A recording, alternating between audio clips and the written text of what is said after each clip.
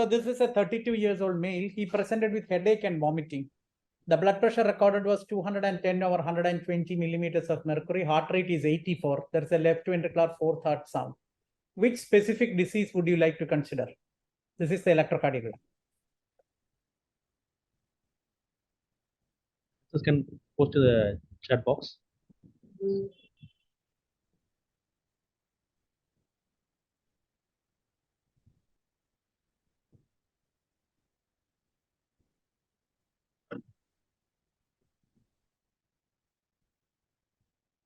No, people are putting it.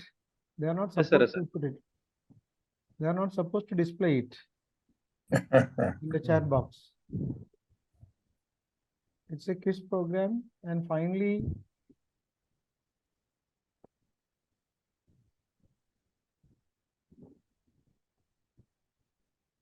Yes, sir. Time up, sir. What's the diagnosis? The second question. Yes.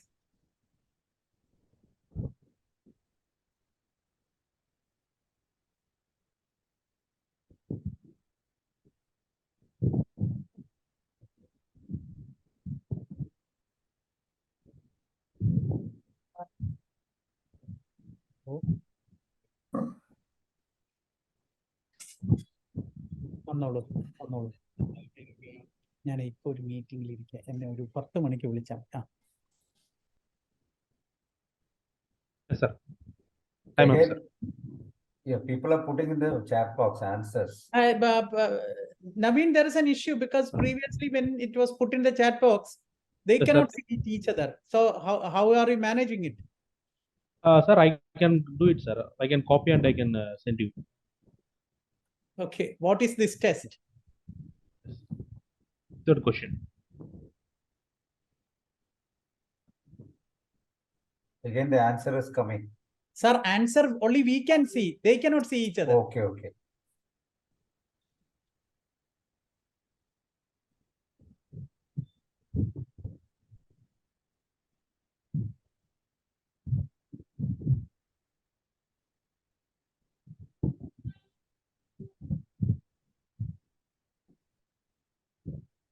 Yes, sir. Time up, sir. Reduce it and strong are trials which use omega-3 fatty acids to reduce cardiovascular disease. Reduce it was a positive study and strong was a negative or a neutral study.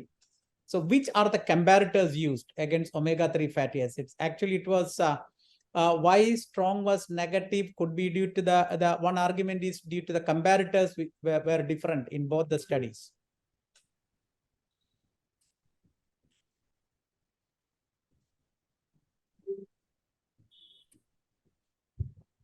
Somebody has put it properly.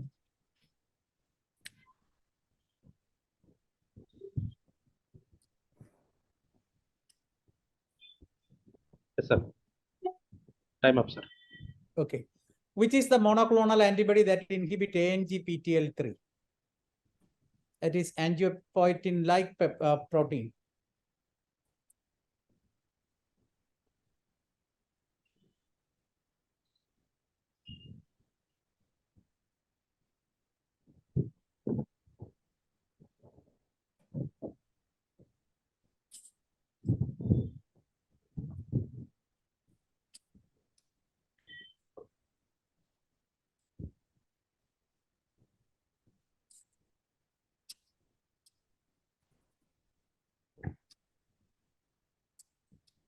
Yes, sir. Over, sir. Time up, sir. So the answers, when sir, would you like to discuss?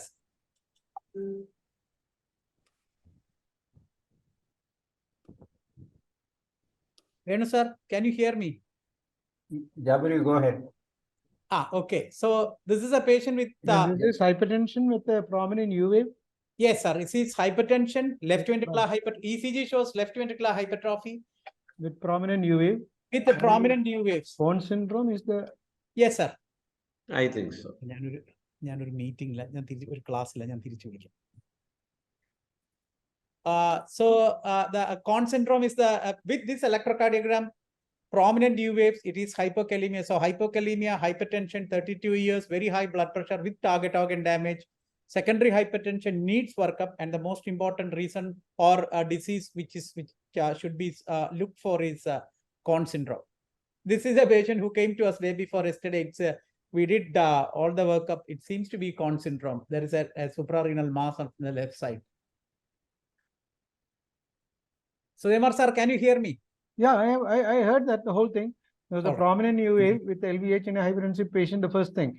But it's not that classical. All the other features of hypokalemia are not there. But when you give this ECG, the only disease which I can think is prominent UA. That's only oddity in this. Yes, sir. Okay. Usually when the U wave is prominent, that the T wave height comes down. The T wave height is also quite high. Yeah. Doesn't satisfy And the the P wave is quite normal. Yeah. PR interval is normal. So only feature is a little prominent So U wave. U wave. So When it we don't comes know as a whether the case- patient is on diuretic or okay. The question should be answered as hypokalemia. yeah. And it should be Cone syndrome. But it's not prominent in UA for the postgraduate teaching because it is present only in myocardial leads. It is less than 50% of the height of the T wave, as Rao sir has clearly said. But when it comes as a quiz program, we go for cones. Actually, in case of Cone syndrome, it is supposed to be said that the hypertensive encephalopathy is extremely rare in Cone syndrome for whatever reason. Hypertension, one is Cone syndrome, other one is the coarctation of aorta. Both these conditions, there is what do you call, although their hypertension levels are high, the hypertensive encephalopathy is supposed to be rare. But here is a patient who is hypertensive and complaining of headache and vomiting. So in the absence of neurological signs, encephalopathy would be common. No Anyway, neurological signs. He presented with headache and vomiting. It was extremely high blood pressure at admission. And the echocardiogram also revealed left ventricular hypertrophy. To add to what sir has said for the postgraduates, hypertensive encephalopathy is more correlated with the renin levels. When the renin levels are low or when it is not high, encephalopathy is relatively less. that is the reason why. Okay. Okay, I think we'll go on. The second one, so Devamar sir, what do you? I think basically the chest lead suggests an antral STEMI and rhythm status when you find at 150 per minute heart rate and superiorly directed P wave axis, the first thing I will consider be a flutter with 2-to-1 conduction.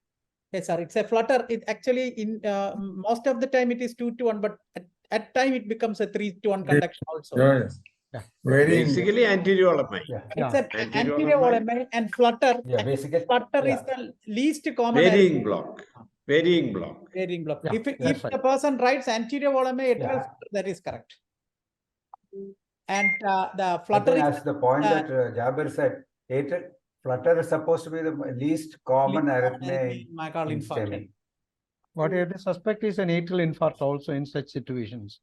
There is one situation, there is an atrial infarct, they are prone for all types of atrial arrhythmias. Third Okay, question, fine. this test is obviously it's a diastolic stress test. From the baseline, as the stress level or the work level increases, the E is increasing the filling pressures, LV filling pressure, the E by E prime increases, and the pulmonary artery, there is a marked increase in the TR jet velocity from the baseline of 2.3 to 4 meters per second when the workload is 50 watts. This is diastolic stress test. Stress test. And this is a big controversy running. Why the reduce it produced a benefit and in the strong the benefit is not replicated. 2 or 3 arguments are: one, it was a pure icosapentaenoic acid used in reduce it. At the same time in strong it was a mixture of icosapentaenoic acid and docosahexaenoic acid. So it is only the icosapentyl which seems to have a beneficial effect. And it was not correlated even with the reduction in triglyceride also. Second is the comparators. The comparator used in strong was a corn oil and the other was a mineral oil. Mineral oil itself has some negative effects. So the comparators are, one is mineral oil in the reduce it and in the strong it is a corn oil. But despite this They- trial, people have not taken the psychosap and Yes, detail sir. very seriously. Yes, sir. This Not is very- available in India, but I don't think anyone is prescribing that. It is available in India. I prescribe it for 2 or 3 people. They are not tolerating it, and it is extremely costly also to give. Very for the- costly, 500 milligram tablet, and you had to give 8 tablets because the Yes, dose sir. used was 4 gram. That could be the reason. One So despite the company- trial data, I don't think people have taken it yes, sir. People are, seriously in the practical yes, in scenario. the practical scenario. That's the problem is we have so many drugs now coming, everything saying good, good, good. But at least here we have to go ahead against that because there are two contradictory things. We are trying to explain that contradictory data to our advantage by saying some differences. That's data is not solid. There is a problem. Now everybody wants to put positive approach to any trial. That's why they are trying to find out the controversies or the differences of opinion, why this data is contradictory. First, we have to accept the data is contradictory. Then why it is contradictory is only hypothesis. The data is contradictory. And not only that, sir, we are introducing newer and newer statistical analysis to Yeah. make a trial positive, which is some of these Okay, statistics are extremely difficult to And understand. triglycerides, always that confusion continues. Confusion remains. No, even in the ACC-AHA, the primary target is LDL, the secondary target is VLDL, and triglycerides are nowhere in the picture and in the targeting of the lipid therapy. ACC the guidelines, Yes, sir. and even the lipid associations also left out triglycerides. And the fifth question is the monoclonal antibody that inhibits ANGPTL3, Eminacumab. Even That Eminacumab. majority have written right That answer. I think everyone has answered. Yes. Probably they will know only these two much. That's probably the What, reason. sir? I didn't get you. No, there are very few Kumars. So they have written, and they have read it. They have read it. Obviously, they have read it. But That's a beautiful article which has come up in European EHA, the European Heart Journal. because that's application of that drug is a little more than the other ones, the Yeah. mineral oil and corn oil. So that is the reason why this is more familiar to them. We have more solid data on this thing. Okay, fine. I think Okay. students are going in the right track because they are giving priority for the important ones. Yes, sir. I think we can go to the discussion. By Koshi, sir. Okay. So I will share. I will unshare. Okay, then only I will be able to share now. Is my talk the next one? Yes. Yes, sir. Okay, then I think I Yes. will start sharing that. Okay.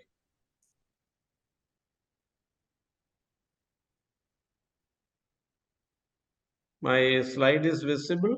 Yeah. yes, very much. Yes. Okay. I think I'll go to the slideshow. Okay. So can I go ahead? Please. Okay. See, my discussion is on Eisenmenger syndrome, the hemodynamics and management. I thought I will discuss some of the practical issues. Let us start with a case scenario. An 18-year-old girl diagnosed to have a hole in the heart in infancy had frequent LRTI, initially on medications, later became better to the extent that the patient was off drugs, but recently has progressive dyspnea on exertion. So the patient as well as the parents initially believed that things are better, but not exactly. Questionable cyanosis, saturation 85%, no cardiomegaly, S1 normal, single loud second heart sound, and ejection click, and a short ejection murmur, insignificant in the pulmonary area. Obviously, the diagnosis is a VSD Eisenmenger. Similar clinical scenario, 19-year-old girl, improvement after the initial phase, but only thing is there is a difference in the oxygen saturation. Just a second, I'm having a little problem with the... Okay. No obvious blue color because the upper limb, the saturation is fairly normal, 95%. But lower limb, it is 82%. So there is a differential cyanosis and a differential clubbing. If also we can look for that. Okay. And that is the data. There is a difference between the right radial and the left radial. The right radial, it is nearly normal. The left radial is 86%, and in the femoral, it is even lower down. And obviously, it is a PDA Eisenmenger. We know that though we tell about differential cyanosis, it may not be there all the time. Multiple reasons for that.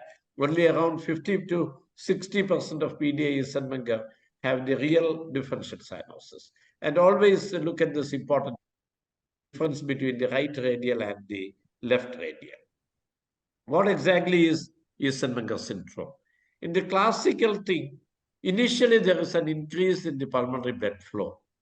Exposure on the pulmonary vascular but to the systemic pressure, high pulmonary artery pressure, that leads to pulmonary vascular remodeling, pulmonary vascular obstructive disease, and reversal option. So every patient need not exactly do like that because around 10 to 15% of VSD Eisenmenger may not have the initial phase of frequent respiratory infection, neonatal heart failure, and all that. The Eisenmenger syndrome was described more than 100 years ago. Victor Eisenmenger, 1897, Paul Wood, the important article published in BMJ 1958, the Croonian Lectures, the two-part article. I think you should read Paul Wood for the full description. The old books are still available. The newer editions are not there. Initially, the Eisenmenger complex is actually VSD with Eisenmenger syndrome. Subsequently, it was expanded to include the Eisenmenger syndrome in 1958, which includes all the defects. So what is the standard definition of Eisenmenger syndrome? Pulmonary hypertension due to high pulmonary vascular resistance with a reversal or bidirectional shunt at the aortopulmonary, ventricular, or atrial level. So the important part of the definition is a high PVR. It is not actually PA pressure because PA pressure, we know that in a post-tricuspid shunt, VSD and PDA, PA pressures will be systemic. It cannot be suprasystemic, but in ASD Eisenmenger, it can be systemic, subsystemic, or suprasystemic. So the cardinal thing is the PVR. How much should be the PVR? Roughly, it should be more than 10 Wood units. That will be equivalent to 800 dynes. So that is not part of the definition, but roughly it will be more than 10 Wood units. This will be a classification. The simple Eisenmenger syndrome. Pre-tricuspid, you have the ASD. Post-tricuspid, the VSD, PDA, AVSD, and the AP window. Then complex will be ventricular, single ventricle, DORV, and the great vessel truncus, and others you have the DTGA. Then there is a group of iatrogenic, post-surgical, palliative procedures. These are uncommon now. Earlier, you have the central shunt, the Waterston-Cooley, the port shunt, and all that. If you take the overall Eisenmenger syndrome, 2/3 is contributed by VSD and ASD. Around 15% will be PDA. So that will be altogether 75 to 80% by these three lesions. All others put together will be only around 20%. Presentation of Eisenmenger syndrome will be in the second and third decade, but it is established in the first decade of life for a post-tricuspid shunt. And early Eisenmenger syndrome, you know, in a post-tricuspid shunt, especially with a DTGA, single ventricle, and then truncus and all that, where, you know, it's a complex admixture lesions. Delayed in a second ASD, you know, it's a delayed presentation. You know, the reason for that maybe by the age of 25 years, 30 years, or even later. Life expectancy at 1 year, 97%, and at 25 years, it is 42%. Overall, you can tell that the life expectancy is reduced by around 20 years. But still the prognosis is much better compared to an idiopathic pulmonary hypertension, or primary pulmonary hypertension. So the normal survival is that yellow line, and the blue is the Eisenmenger syndrome. So life expectancy reduced by about 20 years, but not too bad. The mean age of death is 45 years. So the policy of non-intervention is important unless absolutely necessary. Avoid destabilizing the balanced physiology. 20% die during a medical procedure or ill-advised activity. That's a very, very important point. And the survival of Eisenmenger syndrome is much better than the idiopathic PAH or primary pulmonary hypertension. This is old data. Now it could be slightly different because the treatment of PAH has improved because of the specific treatments which are available. But still, overall, the outcome of Eisenmenger syndrome is better than the outcome of a primary pulmonary hypertension. The predictors of poor outcome: history of syncope, elevated right heart filling pressure indicating right ventricular dysfunction. So the prognosis is not primarily related to the PA pressure. The prognosis is primarily related to the right ventricular function. The moment right ventricular dysfunction develops and heart failure sets in, then the outcome is bad. And people with severe hypoxemia do not do well. So these are the important complications which we should prevent, and if present, we should treat. The various arrhythmias, again, relation to the age, endocarditis comparatively uncommon, heart failure a comparatively delayed phenomenon. Then cerebrovascular accident, cerebral abscess in any right to left shunt, both thrombocytopenia, which leads to bleeding, prothrombotic state, polycythemia, hyperviscosity. So you get both bleeding as well as hyperviscosity, hemoptysis, gout, cholelithiasis, renal dysfunction.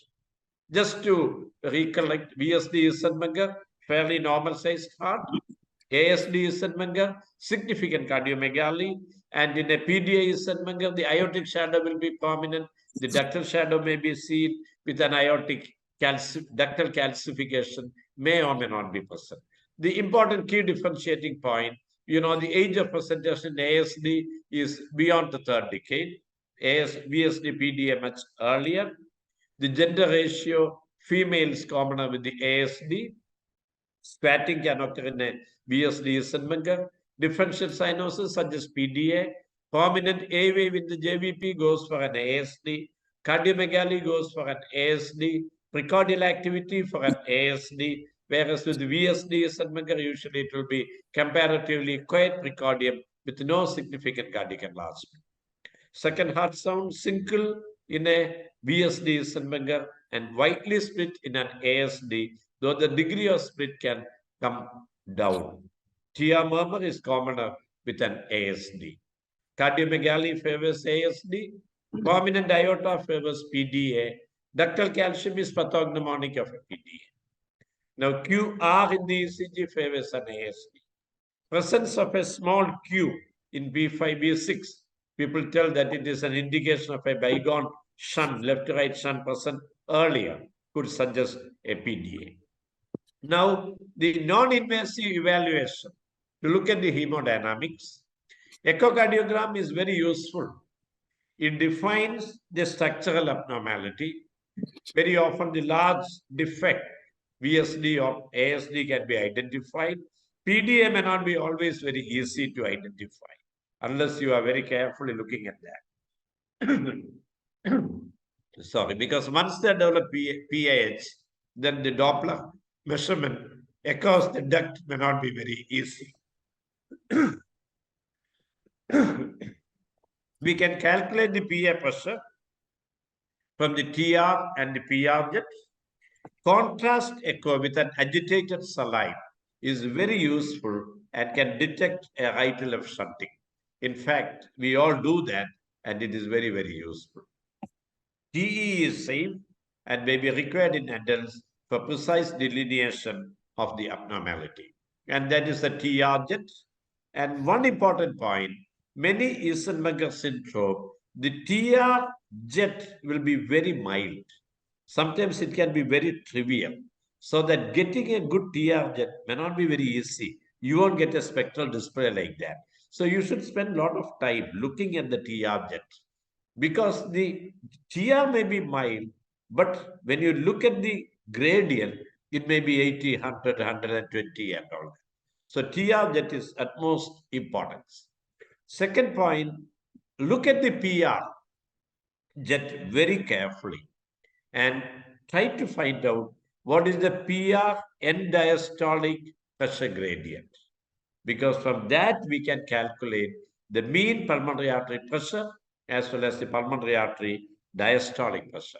So non-invasively, we get an idea about the pulmonary artery systolic pressure. You get an idea about the pulmonary artery diastolic pressure. So a lot of hemodynamic data can be obtained by echo Doppler. And the IVC should be studied in detail. The measurement of the IVC, inspiratory collapse, you get an idea about the right atrial pressure. So all these can be combined to get an idea about the real hemodynamic situation. The right ventricular function can be assessed. You can look at the TAPSE, you can look at the cavity dimensions and things like that. Now, invasive evaluation may not be required in every patient, but cardiac cath can be safely performed. Only thing you should be a little careful. It is not like, an ASD with a left to right shunt. You should be very careful when you perform a cath for a patient with pulmonary hypertension. It must be done in borderline cases of operability, because all other things you can find out by a proper echocardiogram.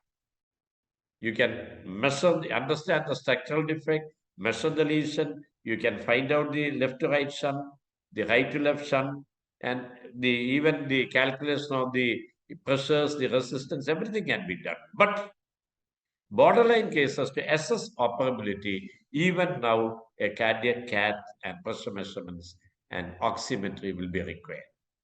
And response on the pulmonary vascular to pulmonary vasodilators like oxygen, tolazolin, and isoprenaline. Those are the earlier things. Now, nitric oxide is the one which is more useful. And always limit the use of the contrast agent whenever you are dealing with a patient like this. So, looking at the hemodynamics, the pressures and the oximetry, the right and the left heart pressures, the mean PA pressure, the LA pressure to calculate the pulmonary vascular resistance. We know the vascular resistance, it is actually the pressure drop divided by flow. That is resistance. So resistance is equal to pressure drop divided by flow. So if you want to measure the pulmonary vascular resistance, the pressure drop is between the arterial side and the venous side. The arterial side will be the mean PA pressure, which you can find out. The venous side is actually the pulmonary vein, which is equivalent to the left atrium, unless you have some pulmonary vein stenosis or something like that. So that will give you the idea about the pressure drop across the pulmonary circulation. Divide it by the flow. The flow that is the cardiac output, whether it is 5 liters or 4 liters, which you can calculate. For example, if the mean PA pressure is 50 and if the LA pressure is 5, the pressure drop is 45.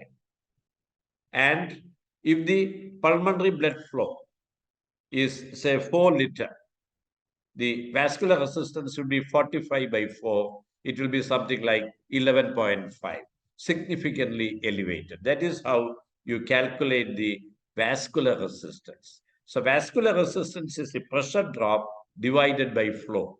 So on the systemic side, it is pressure drop across the systemic vasculature.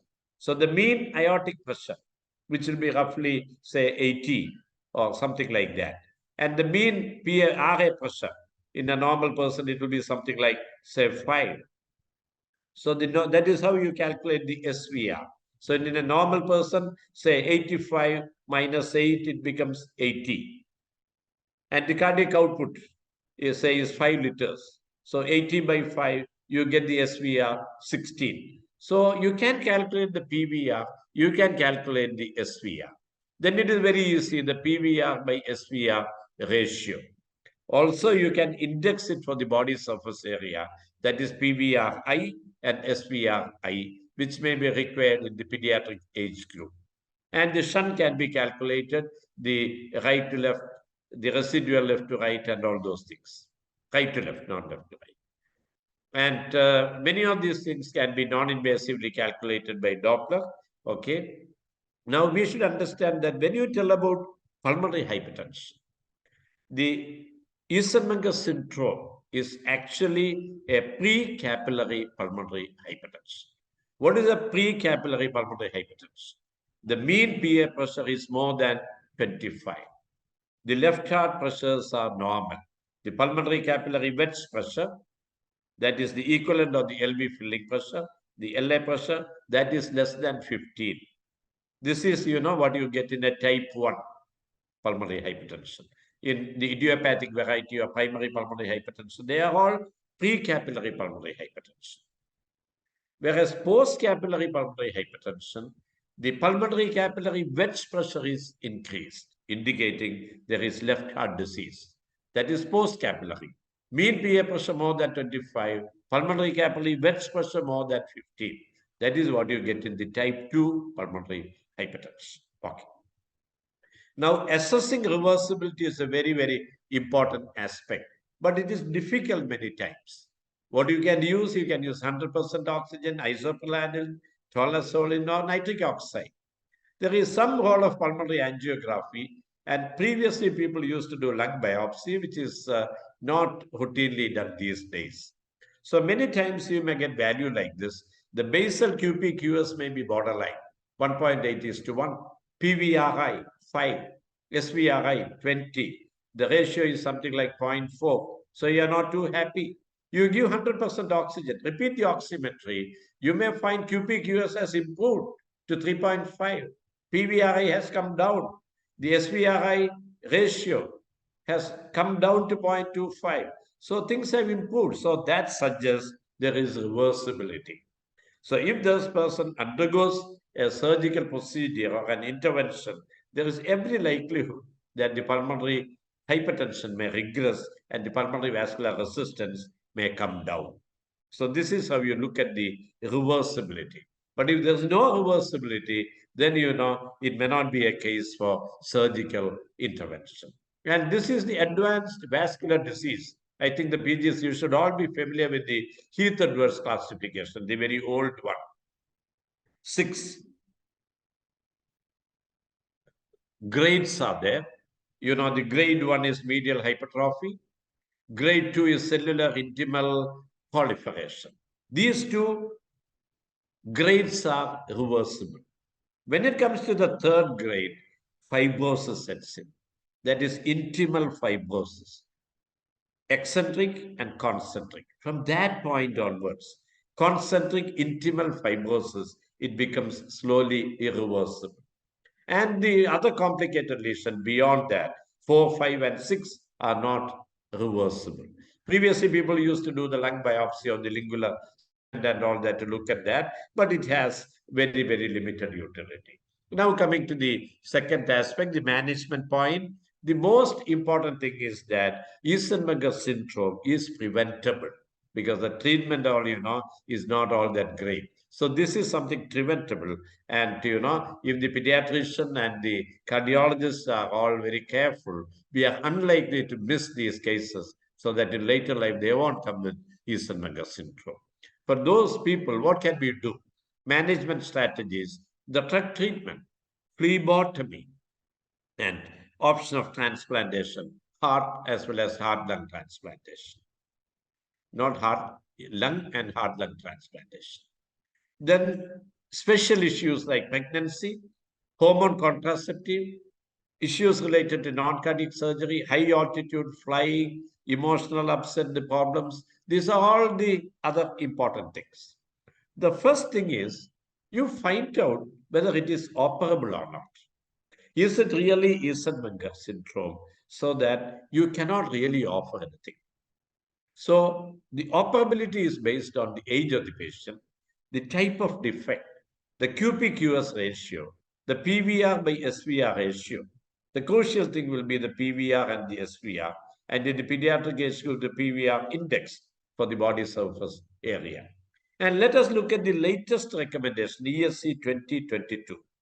The recommendation for shunt closure, QP-QS, more than 1.5:1, based on the calculated PVR. If the PVR is less than 3 Wood units, no issue, class 1 indication, you go ahead with surgery or device closure or whatever it is. If the PVR is between 3 to 5 Wood units, okay, it's a class 2A recommendation, which is a reasonably good recommendation, but take all factors into consideration. Now, you have an ASD. PVR is more than 5 Wood units, and you treat that patient, and then the PVR comes below 5 Wood units. Or in the cath lab, you give 100% oxygen, tolazole nitric oxide, it comes below 5 Wood unit consistently. So you think there is good reversibility. Okay, you can go ahead with an interventional surgery, but it's a 2B indication. You take all factors, you take the history, examine the patient, look at the X-ray, look at the extent of pruning, then find out how much of reversibility with the pharmacological intervention.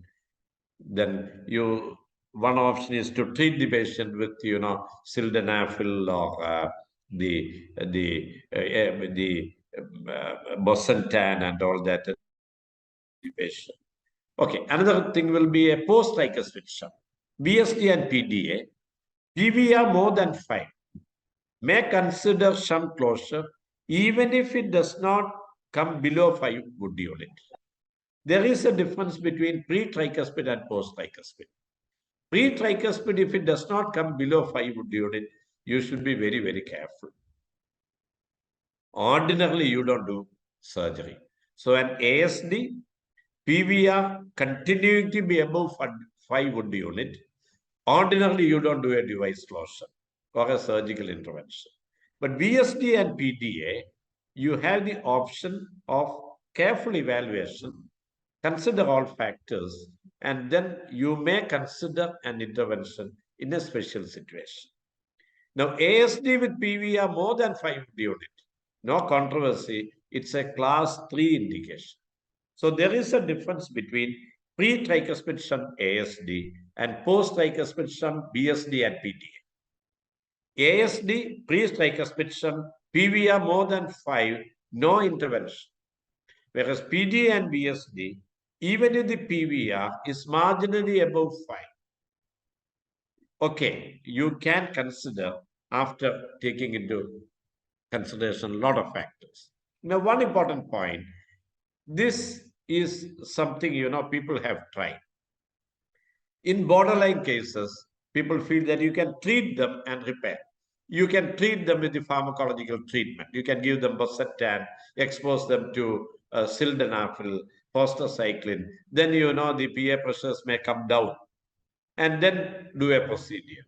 Second, okay, you repair and then treat with the endothelial receptor antagonist and the phosphodiesterase inhibitors and all that. But limited data for all these. Now, there is an option of heart-lung transplant in very highly selected cases. High mortality in the first year and very limited data. So either a heart and lung transplant or you have an option of lung transplant with surgical correction of the cardiac problem. So lung anyway has to be transplanted. The heart usually done, but may not be all the time. Now, another area is the polycythemia, secondary erythrocytosis. We should understand that polycythemia is beneficial. So routine phlebotomy should be avoided. Symptoms of hyperviscosity with hematocrit more than 65% is the only indication for phlebotomy. Not any patient with hematocrit 68. No. And what are the symptoms of hyperviscosity? Neurological deficit. Most important one is headache. That is the most important one, headache. Other things will be syncope, seizure, ataxia, cerebral hemorrhage, tingling sensation, then visual changes like diplopia, retinal vein thrombosis indicating a prothrombotic state, sometimes retinal hemorrhage, sometimes mucosal bleeding. But most important will be hematocrit more than 65 with headache and sometimes giddiness and sort of ataxia. Then, okay, you have to do a venesection. Now, how should you do a venesection? You should be very, very careful. You should avoid dehydration. So, if you are removing 300 ml, then 300 ml saline should be infused. And be very careful with any venous, access, because always there is a chance of, it is not like a normal person. There is communication between the right heart and the left heart. So whatever you do on the right side can go to the systemic side and can produce stroke and things like that. So venesection, phlebotomy and all should be very carefully done in a patient with Eisenmenger syndrome. Another important area, Eisenmenger syndrome and pregnancy. This is the SAT data kindly given by Dr. Sulfikar. Not only this data, most of these slides are provided by Dr. Sulfikar, my close friend. And this is the data of the SAT hospital, one Eisenmenger syndrome for 10,000 deliveries. So it's very, very uncommon.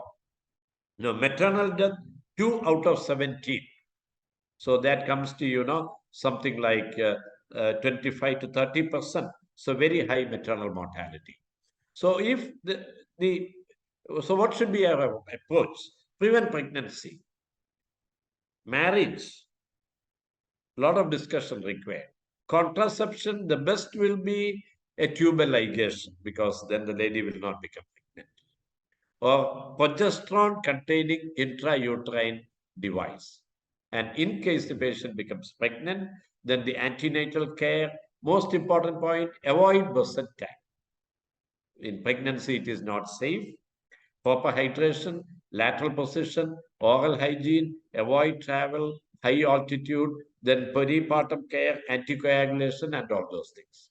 Then plan for delivery near term, preferably by normal vaginal route with the shortening of stage 2. Meticulous attention to postpartum care, preferably in a cardiac ICU, if possible. Now, finally, the conventional treatment, which we all know, digitalis, diuretic, antiarrhythmic, especially ASD, Eisenmenger, atrial fibrillation. You don't give antiarrhythmic like that. You try to control the ventricular rate because you cannot maintain them in sinus rhythm. You can only do a rate control, not rhythm control. Then anticoagulants. Then long-term oxygen therapy, whether it is beneficial or not. Correction of anemia. Avoid dehydration, very important. High altitude. Infection. IV line, extremely important. Avoiding pregnancy. And finally, vaccines, very important. Pneumococcal vaccine and influenza vaccine. And these are the current recommendations. There is only one class 1 recommendation even in 2022 for symptomatic patients with Eisenmenger syndrome, and that is bosentan. And remember, bosentan is a class 1 recommendation, whereas other ERA, including macitentan, they are all class 2A recommendation because the data is stronger for bosentan. Now, supplemental oxygen, should you give it or not? We know that giving oxygen will not improve the saturation. If there is an increase in arterial oxygen saturation, and if there is a real symptomatic improvement, okay, you give oxygen. It's a 2A indication. Now, supplemental iron, if there is iron deficiency, a 2A recommendation. How should iron be given? It can be given orally, or ferric carboxymaltose infusion can be given. How will you diagnose iron deficiency? Earlier, peripherals, we are looking at the hyperchromic microcytic anemia. The mean corpuscular volume will be reduced. Now you have the iron studies, the ferritin, the transferrin saturation and all for your health. Now the other PAH treatment, ERA, phosphodiesterase inhibitor, including sildenafil, riociguat, prostacyclin analog, they are all class 2A indication.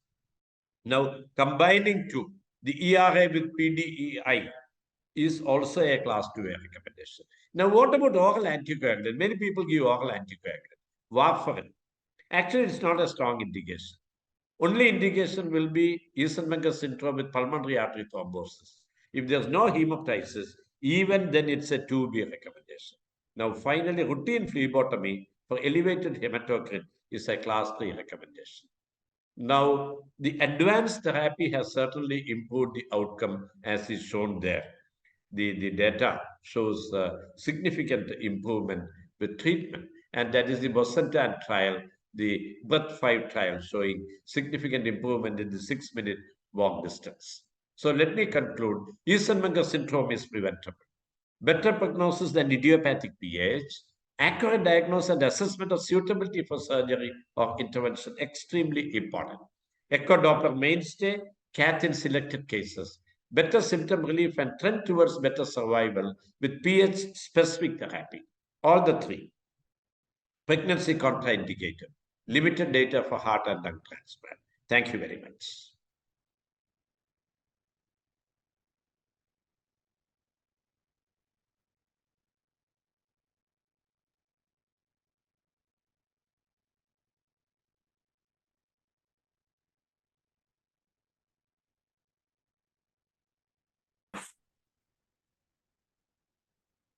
I think that's a wonderful presentation covering almost all the aspects. But Jabber is not available. I just out of curiosity, the pronunciation we used to pronounce as Eisenmenger. You are now pronouncing as Eisenmenger. Any? Just a funny question. I don't know. You know better. No, we have been taught like Eisenmenger. First time I am hearing it as Eisenmenger. Okay, fine. Doesn't matter. Sir, I just want to ask one question, a basic question. I thought the definition of pulmonary hypertension was revised because Dr. Koshi has mentioned that mean PA pressure more than 25 as the definition of pulmonary hypertension. The guidelines for according to the European Society, 20 years. mean PA pressure of more than 20 and PVR 20. No, PVR is more than 2 rather than more than 3. They are the two definitions. And apparently this is based on one of the invasive studies of normal people who underwent for other reasons, where the mean PA pressure was supposed to be in normal people, only 14 millimeters is the normal, the standard deviation of 3 millimeters of mercury. So even if you take mean plus 2 standard deviation, it will be 14 plus 3 plus 3. So it will be 20. Correct me if I am wrong, Dr. Koshi. Sir, for a long time, it was supposed to be 20 millimeters. That is all during our DM days and all that. It was supposed to be 20 only. But in the new guidelines, I think they have changed it to 25. That's what I understand. Then a recent guideline, they have again changed it to 20, sir. 20, yeah. That's 20, what it I has said. come back to 20. Okay. Yeah. 20. Basically, it was a Let's come back to 20. resting mean PA pressure 25 was considered as a cutoff point for quite long. That's my impression. Sure. Then now it has been changed to 2020. I don't know what is the basis for that. 20. The so-called normal depends on some. Okay, I think forget about that. Controversies on that. The student should know both. Okay. Actually, I keep telling my students that PA pressure is, remember, 10, 20, 30. 30 is the peak systolic. 10 is the end. 10, 20, and 30. 30 is the peak systolic. 10 is the end diastolic. 20 is the mean. These are the upper limits of PA pressure, normal PA pressure. So anything beyond that is certainly abnormal.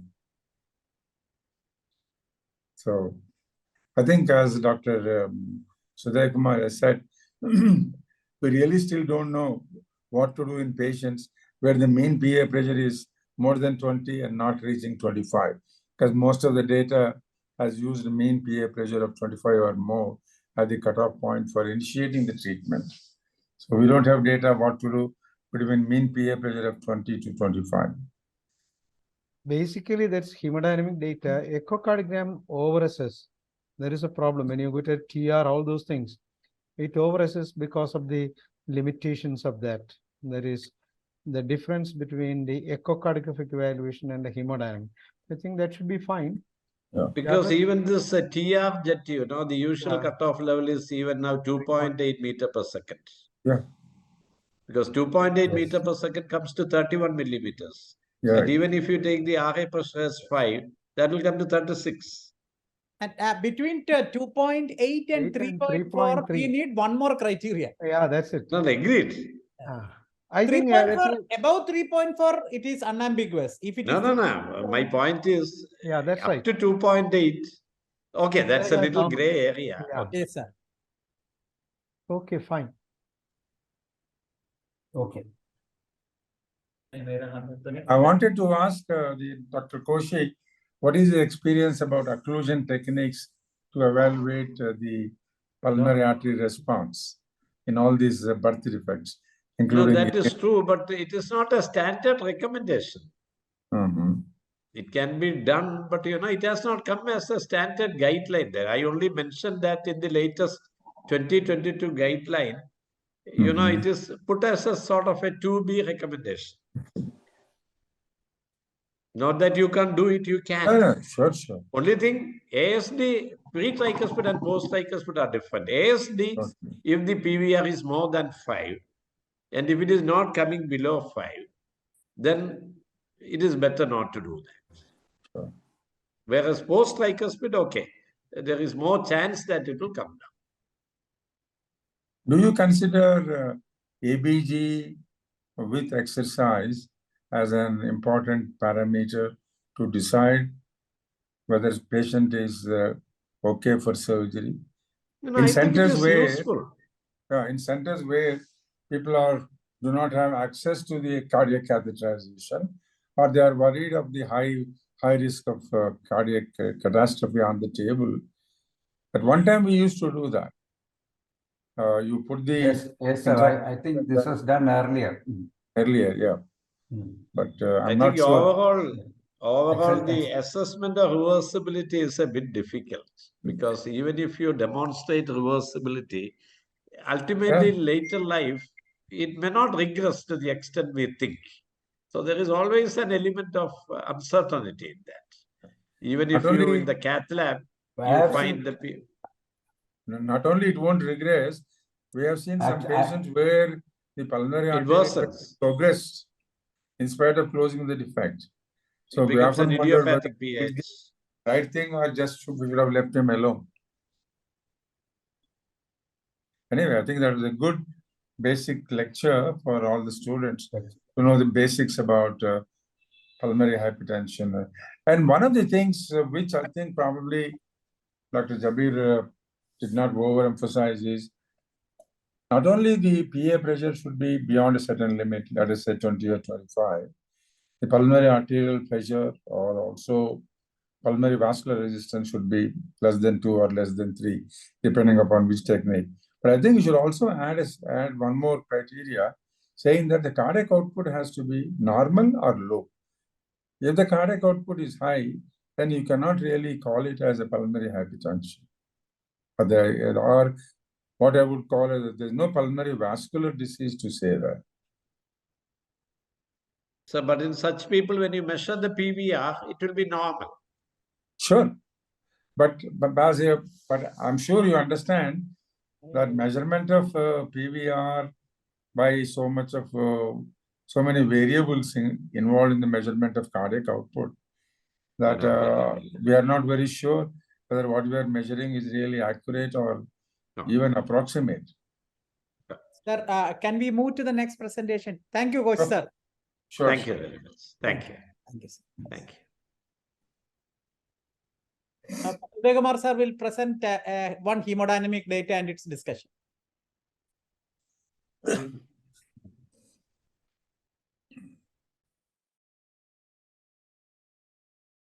Can you see this? Koshi? Yes. Okay, fine. This is a 15-year-old boy with Yes. special dyspnea detected to a heart disease by early childhood, as Dr. Kochi has said. And hemodynamics, blood pressure is 110, 70, all those things. Now, I want the findings. Sorry.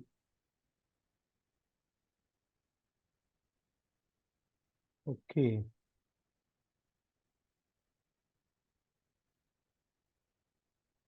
Okay. Now, students, findings, does not come. diagnosis. Is it clear? Can you hear me? Yes, sir. Yes, sir. We Okay. can. But you can't see Yes, the yes, yes. new share. Okay. Your slide is disappearing in between. Let's Now it will start. start from this is Okay. the end of slideshow. So it will restart. Okay, I'll keep it here. Okay, I think it is visible in the computer. Yeah. Okay, findings, diagnosis, options, additional points to sort out the difference diagnosis. The postgraduates, they can put in their chat, 1 or 2 people. What is your findings, diagnosis? Quick, 1 minute. This is a pullback tracing from pulmonary artery to the ventricle, the right ventricle.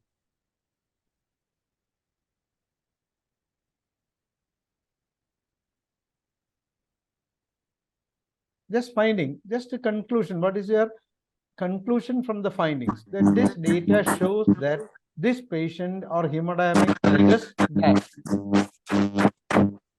Why no people coming in chat? This hemodynamics data suggests dash. That is a number 1 thing. Yes, nobody is putting it. Okay, then I will. Okay. Any student? I think, sir, one answer has come. I can't see that. Oh, no. Sir, answer came, sir. As a Pulmonary stenosis. One has put pulmonary stenosis. Okay. Hemodynamic findings. No, one has put, sir, infundibular stenosis. Okay, fine. Basically, the Yes. approach is like this. Pulmonic stenosis. No, I will just go ahead how to approach that. It seems to be very simple, but I'm not very happy with that. I can't. Let me try whether I can. My pointer is not moving. If you look at the initial tracing, it is pulmonary artery.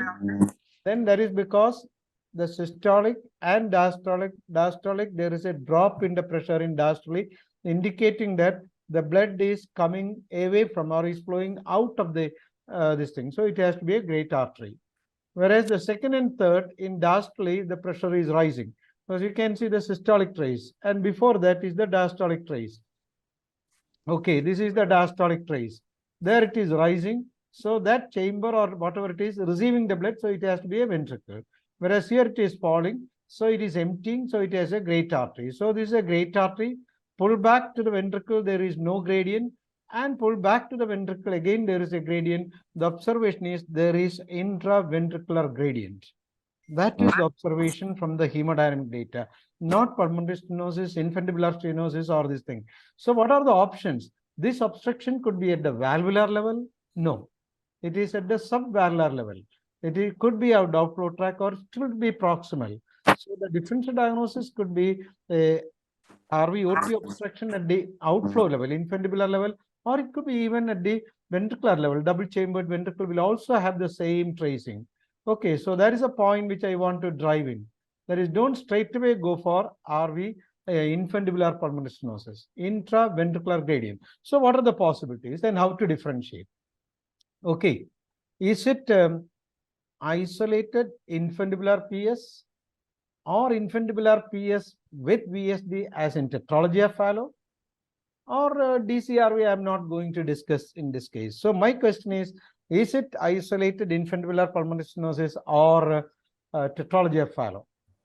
The answer is 1. Isolated infundibular pulmonary stenosis is extremely uncommon. Usually they will be associated VSD.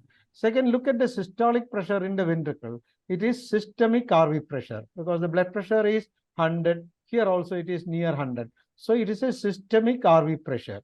When you get a systemic RV pressure, it means that it is freely communicating to the other ventricle, indicating a large non-restrictive VSD. But you can argue that even infundibular pulmonary stenosis without VSD, At some time, it can have an equalization. It's a by chance. Okay, that is one. Then second, look at the pressure tracing. Now, in the pressure tracing in the ventricle, how to differentiate whether it is an LV, RV pressure, isolated RV pressure with intact IVS, or an RV behaving like an LV as in a large VSD. You look at the peak of that pressure tracing, you find that it is quite a sharp peak. It is classically a triangular thing. You can see that the peak is very sharp. That classically is an isolated RV pressure tracing, indicating a intact interventricular septum, or the VSD present is very restrictive. So that is one thing which you have to look into. Whereas in a tetralogy of fallow or a VSD with PS, the peak will be just like an LV pressure tracing. I didn't bring a comparison of the LV pressure tracing. The third is you induce an ectopic during the procedure. If RV pressure intact IVS, it is RV pressure, the RV outflow obstruction with intact IVS. Whereas if there is no post-ectopic pressure rise, it is an RV pressure with a large VSD. So basically, there is an intraventricular gradient. RV pressure is systemic, so we have the different diagnosis. The commonest thing which you have to suspect is whether it is VSD with PS, infundibulous PS like a tetralogy of fallow, an isolated infundibulous PS or DZRV. The usefulness will be the shape of the RV tracing to some extent. Post-ectopic rise is extremely useful. These are the points which I want to discuss in this case. Is it okay? I have one question, Dr. Sudhir Kumar. Yes. Which type of catheter did you use during the pullback? So this I have not done this. So your question is not I have done. Actually, when you are doing this thing, it should be the end hole catheter for pressure tracings. End hole, because you are to differentiate or to look at the point where the pressure changes, the end hole, it just like it localizes the site of the tracing. So it should be end hole and any end hole. Previously it was a coronary. Okay, fine. Okay, Jabir. Yes, sir. Yes, sir. Thank you so much. Sir, I think we can move on to the case discussion by Nilanjan. Nilanjan, are you ready? Yes, sir. Yes, yes. I think, sir, the examiners can take over. Dr. Nilanjan is from Trivandrum Medical College. He is a final year DM student.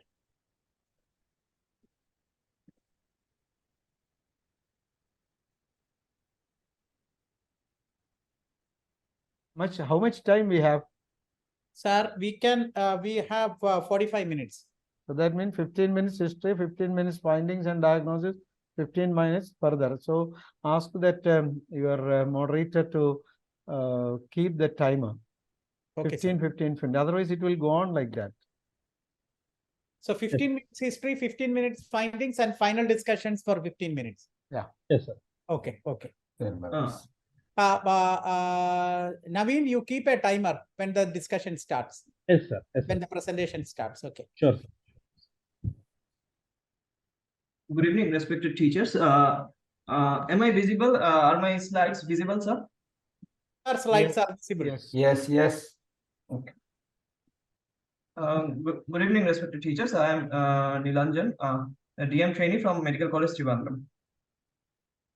My patient, Mrs. Bindu, 53-year-old female, a homemaker from Edava, she presented with dyspnea on exertion for last 9 years and giddiness on exertion for last 3 years.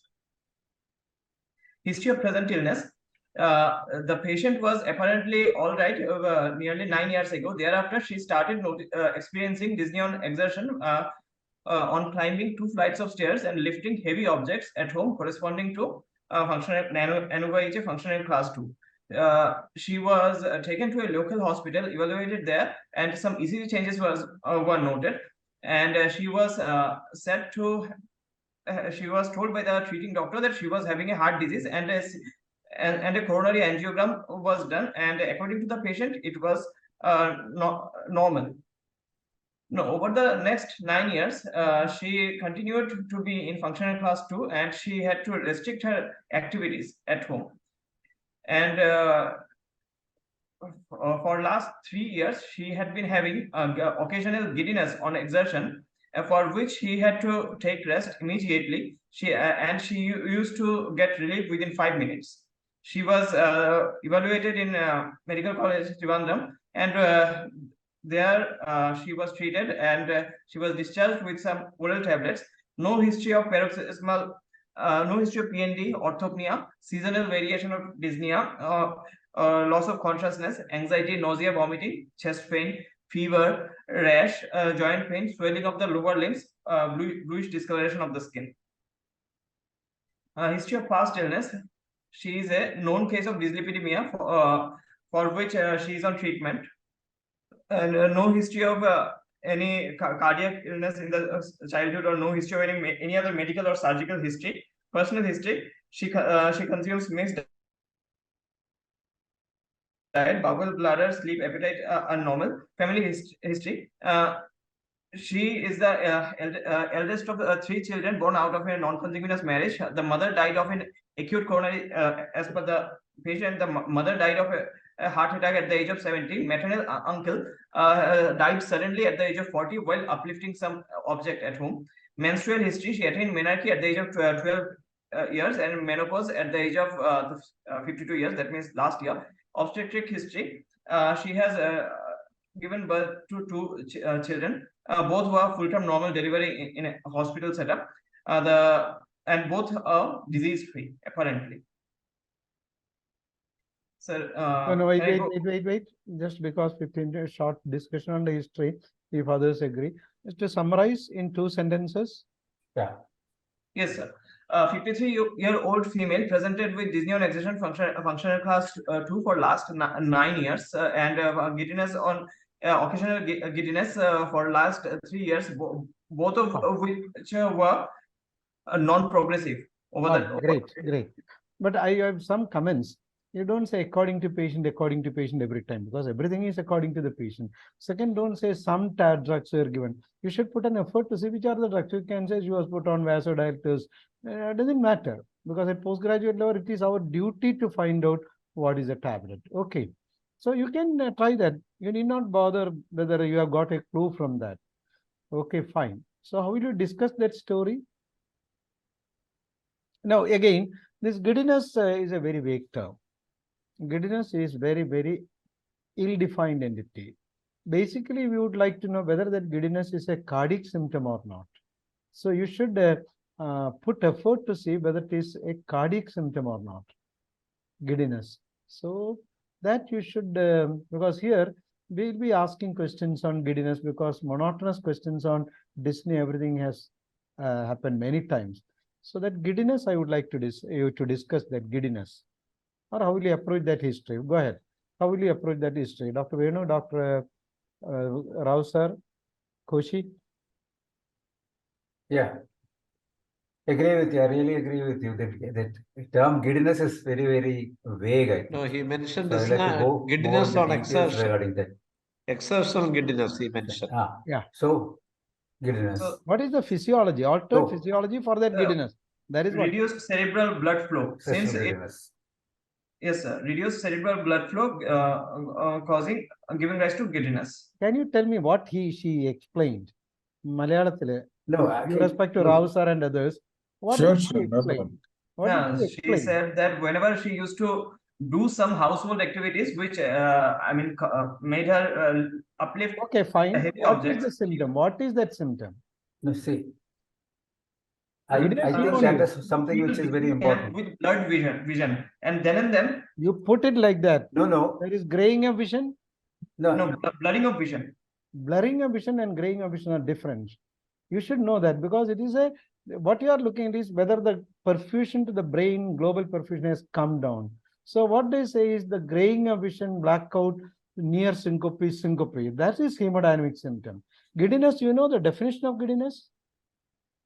Is a very vague term. Vertigo, we know. Dizziness is very, very vague. Giddiness is a feeling of unsteadiness. That is all. So we should be very clear. That is what the patient has said. Are you dealing with a heart disease which during exercise is interfering with the cerebral blood flow, global reduction in the cerebral blood flow? Or is it a regional where it comes to cerebrovascular? So you have to ask, that is very important, because you should not take it for granted, giddiness. Many people also say they are giddiness. Even the patients will say. So we want to know whether there is a global reduction in the blood flow, just like graying of vision, not blurring of vision. Blurring of vision, okay, I prefer graying of vision, tendency to, let's say, extreme fatigue along with that. And in Malayalam, next stage will be, they say that they are going to fall, but they prevent a fall. Third is they fall down, transient loss of consciousness, and complete recovery. So syncope should have loss of consciousness. So these are things, because then only you can say it is a cardiac problem which has produced a hemodynamic compromise resulting in inadequate cerebral perfusion due to multiple cardiac reasons. Okay.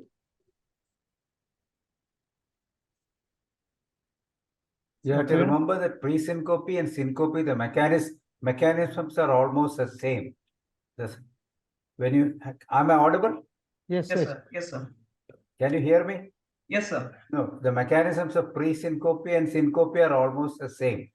Only thing is that, as Dr. Sudhakumar said, leading to loss of consciousness and loss of postural tone. These are only two things which separate syncope from pre-syncope. The mechanisms, causes almost the same. So I think you should have gone a little more deeper into that exertional this thing and give us a little more clue. So what do you think about the hemodynamics of this patient and the differential diagnosis? Sir, since dyspnea on exertional dyspnea and exertional dizziness. So I don't use the term dizziness. Okay. It's a very vague, ill-defined thing. So you say something which is more appropriate for our hemodynamic evaluation. Okay, go ahead. It's so likely to be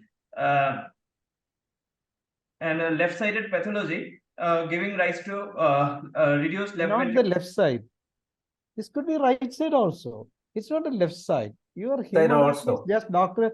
Koshi has discussed about the pulmonary cap arterial pressure, the pulmonary venous or the pressure, the cardiac output, all those things. That is hemodynamics.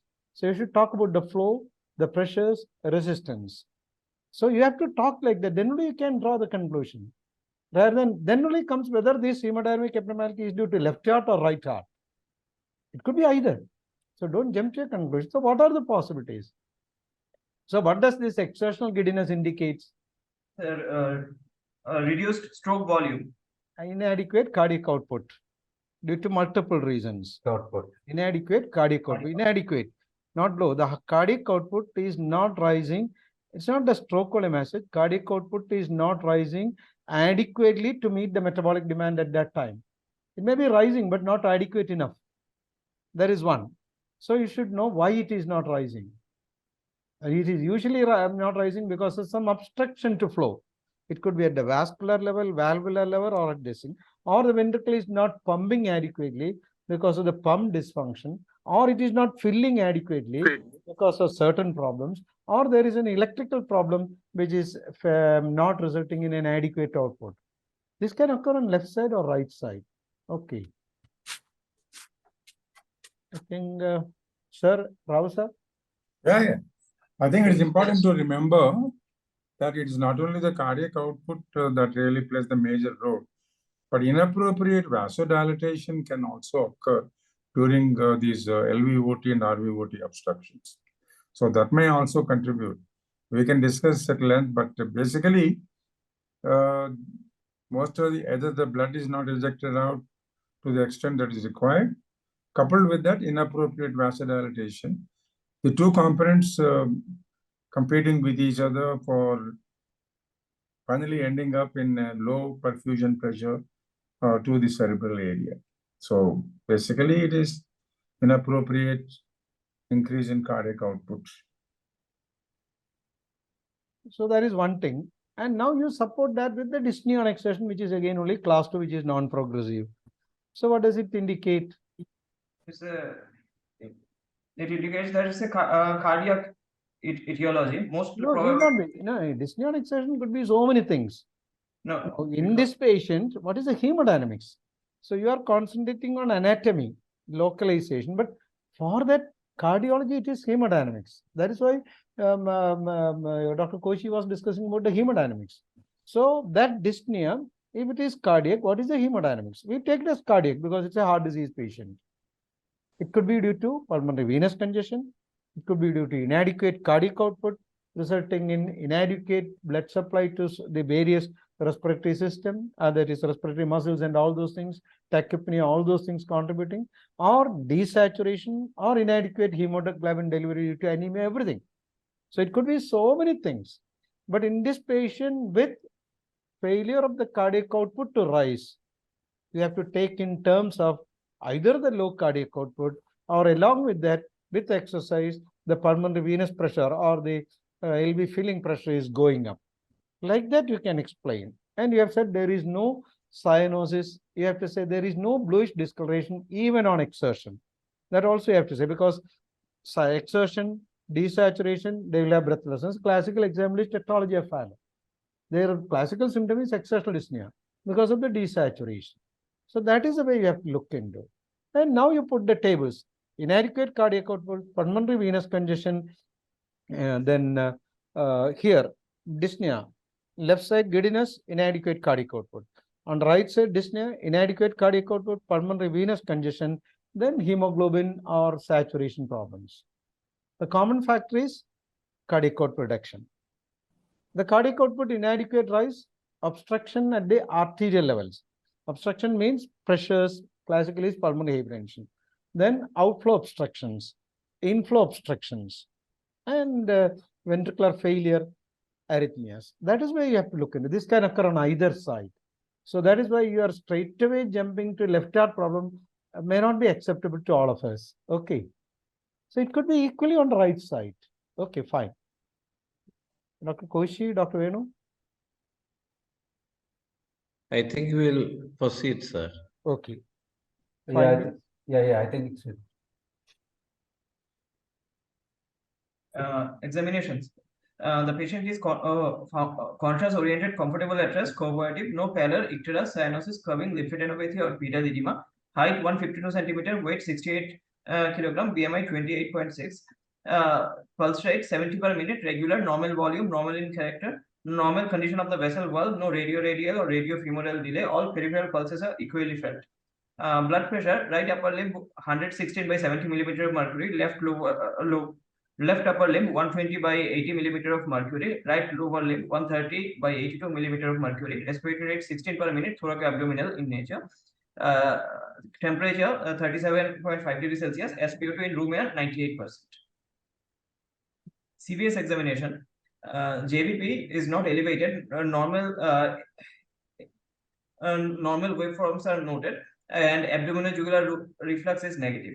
In inspection and palpation combined together, chest is bilaterally symmetrical, trachea central, apex beat is in the fifth left intercostal space, 1 centimeter lateral to the midclavicular line, heaving in character, no left parasternal heave, palpable S2 or palpable S4. Percussion, apical dullness is percussed out in the fifth left intercostal space in the midclavicular line, right heart border corresponds to right sternal edge, and liver dullness corresponds to the left fifth intercostal space at the midclavicular line. Right second intercostal space is resonant on percussion.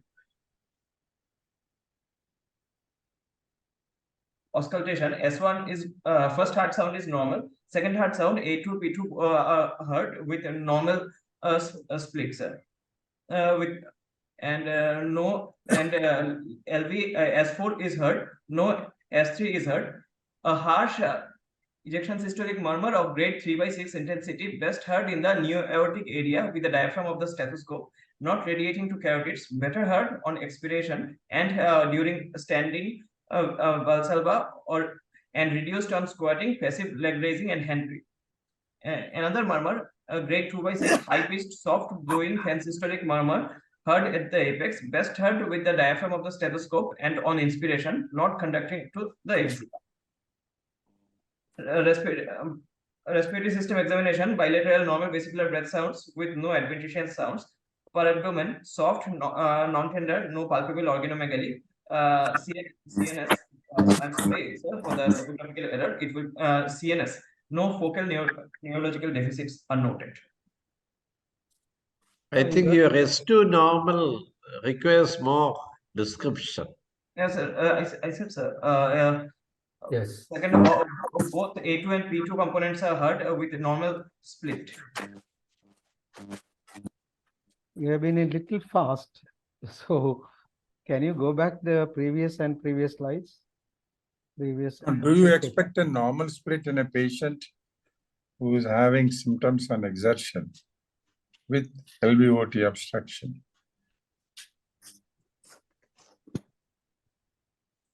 Are you able to hear me? Yes, sir. Yes, Yes, sir. sir. Yes, sir. We can hear you. Yeah. You are Yes. loud and clear. Yeah.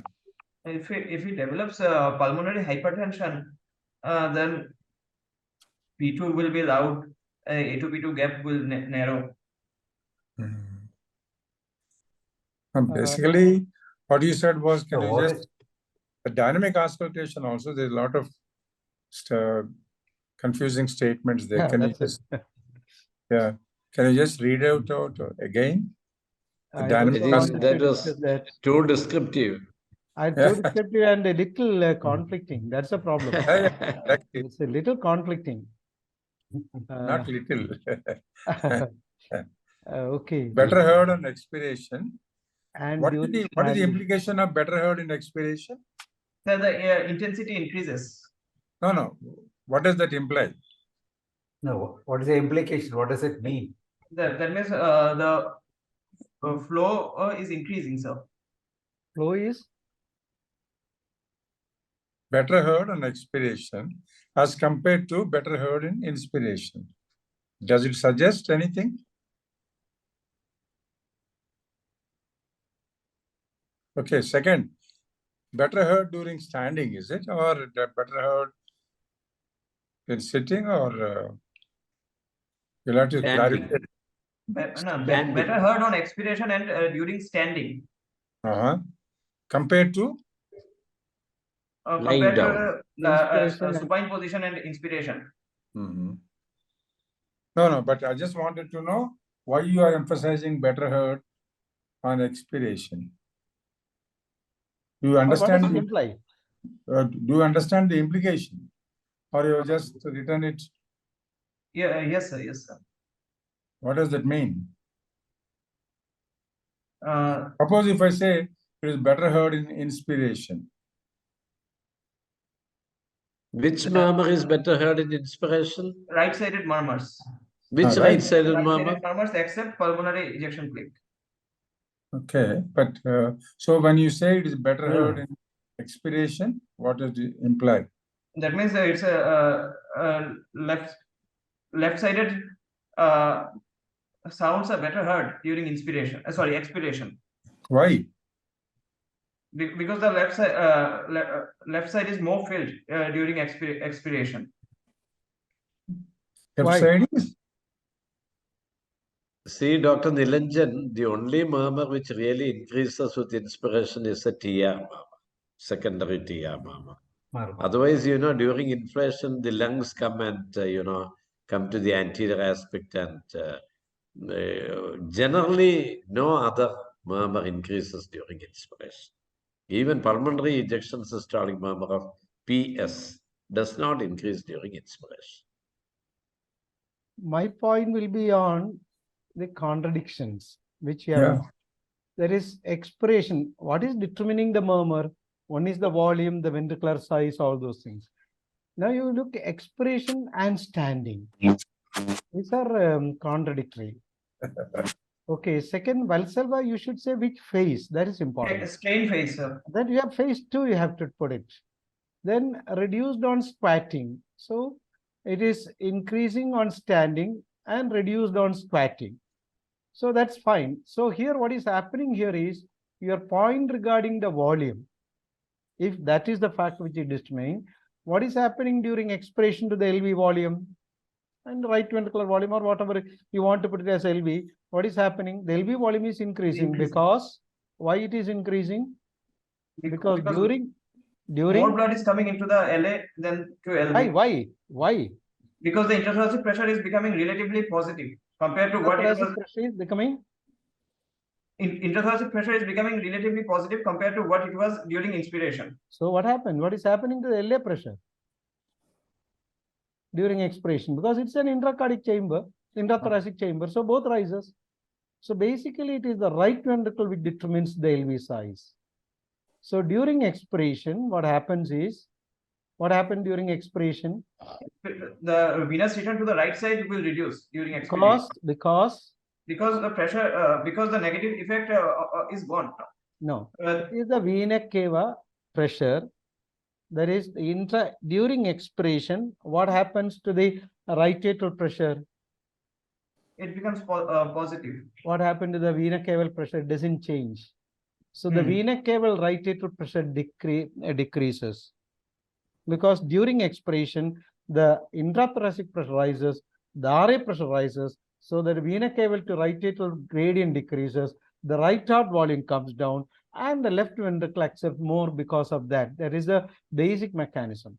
So what is happening during expiration is the left ventricular volume is increasing, but on standing, what is happening? The volume should come down. So this was the contradictory thing in that. That was the first thing. These two things are contradictory. No, my question is, why did you attempt to do all this dynamic auscultation first? What made you to suspect it is a dynamic obstruction? Sir, because the ejection systolic murmur was heard in the neo-aortic area instead of the usual aortic area, and the patient had his family history of sudden cardiac death. The maternal uncle had a sudden cardiac death. This neo-aortic area is not a good terminology. What is this neo-aortic area? Yes. The third left intercostal space close to the sternum. Okay, then you tell it as the third left sternal border. That will be more acceptable. Well, is it only because of that you have done it, or is there any other physical sign to suggest that it could be a dynamic obstruction apart from the location of the mound? In the physical examination, you said so many findings, right? So what other physical finding was there which says it is not a valvular stenosis, not a fixed stenosis, it is only a dynamic obstruction, possibly? What was the pulse pressure like? It was 70, 30, 46, 45 to 50. So in patients with aortic stenosis, valvular aortic stenosis, what will be the pulse pressure? Come down. The pulse volume? Come down. It will be. Yes. Volume. What will be the rate of rise? Rate of rise will be reduced. Reduced. What is the rate of rise here? With that pulse pressure of 40, 46? Normal volume, normal character. Normal character. Normal. So that should be the first one to say that probably it is not a valvular stenosis, especially with symptomatic aortic stenosis.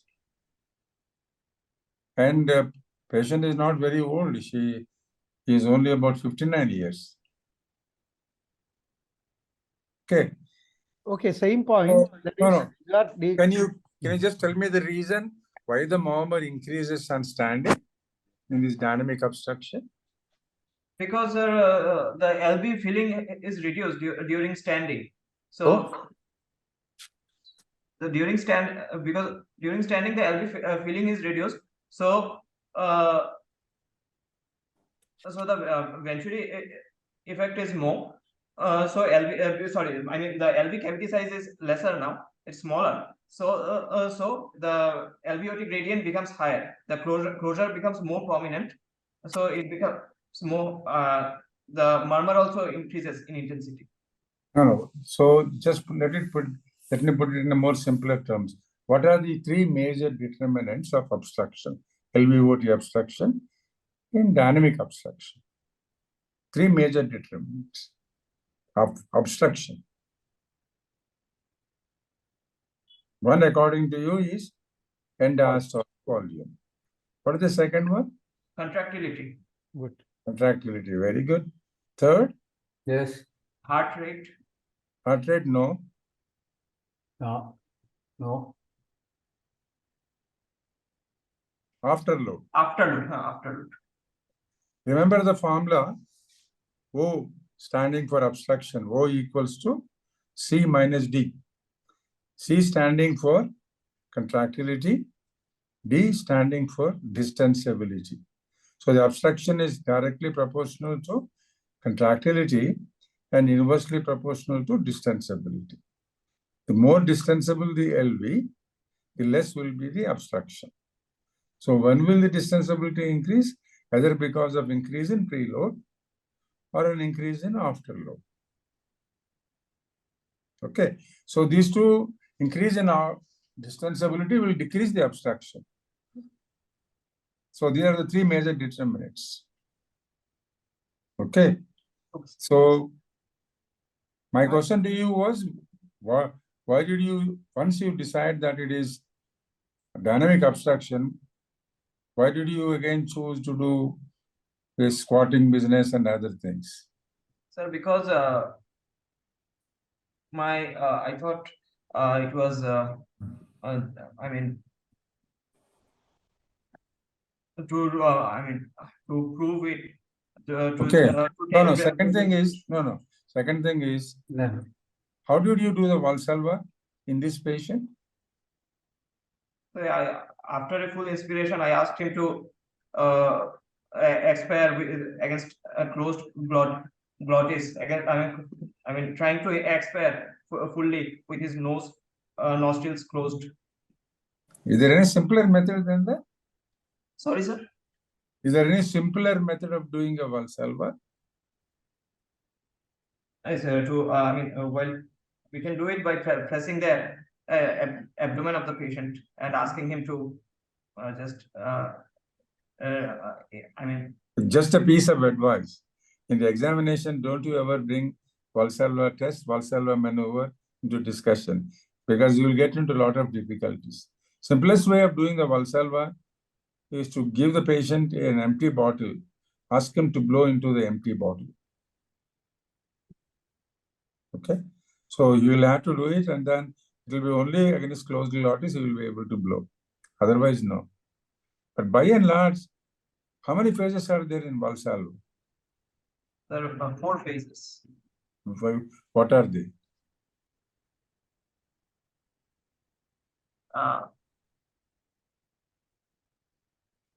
This is what happens. This is what happens in the exam. You are only digging your own problems. So, in my opinion, there are only two phases. One is straining phase, other one is release phase. Even in the strain phase, there is early strain, late strain. Release phase, early release, late release. So, early strain is stage 1, late strain is phase 2, early release is phase 3, late release is phase 4.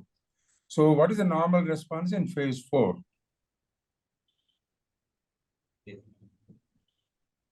So this is how you get. Yes. Huh? Sorry? Blood pressure actually. No. How do you assess it?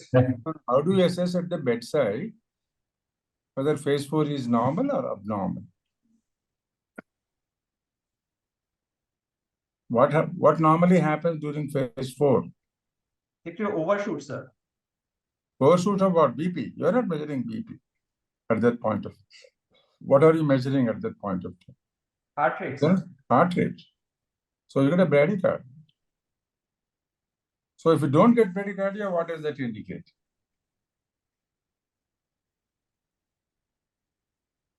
So this is how you make your life more complicated in the exam. So safest thing is not to introduce Valsalva unless you know through and through. So basically, in hypertrophic obstruction cardiomyopathy, if you think it is there, examine the patient lying down flat, supine, make him stand up, and then make him squat. Don't you ever introduce the Valsalva to the examiner unless you are very thorough with it. Okay? So what are the other, suppose you also said there is mitral regurgitation there. Did I understand? Yeah. So what happened to the mitral regurgitation when you squatted, when the patient squatted?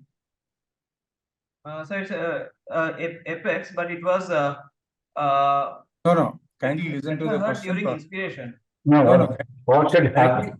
No, kindly listen to the question. You said LVOT Muhammad decreased when you squatted. So, but then what happened to the mitral regurgitation when he squatted? Mitral regurgitation increased, sir. Increased. It is not supposed to increase. If normally it is not supposed to increase because MR due to SAM is directly proportional to the degree of obstruction. If the obstruction becomes less, MR also becomes less.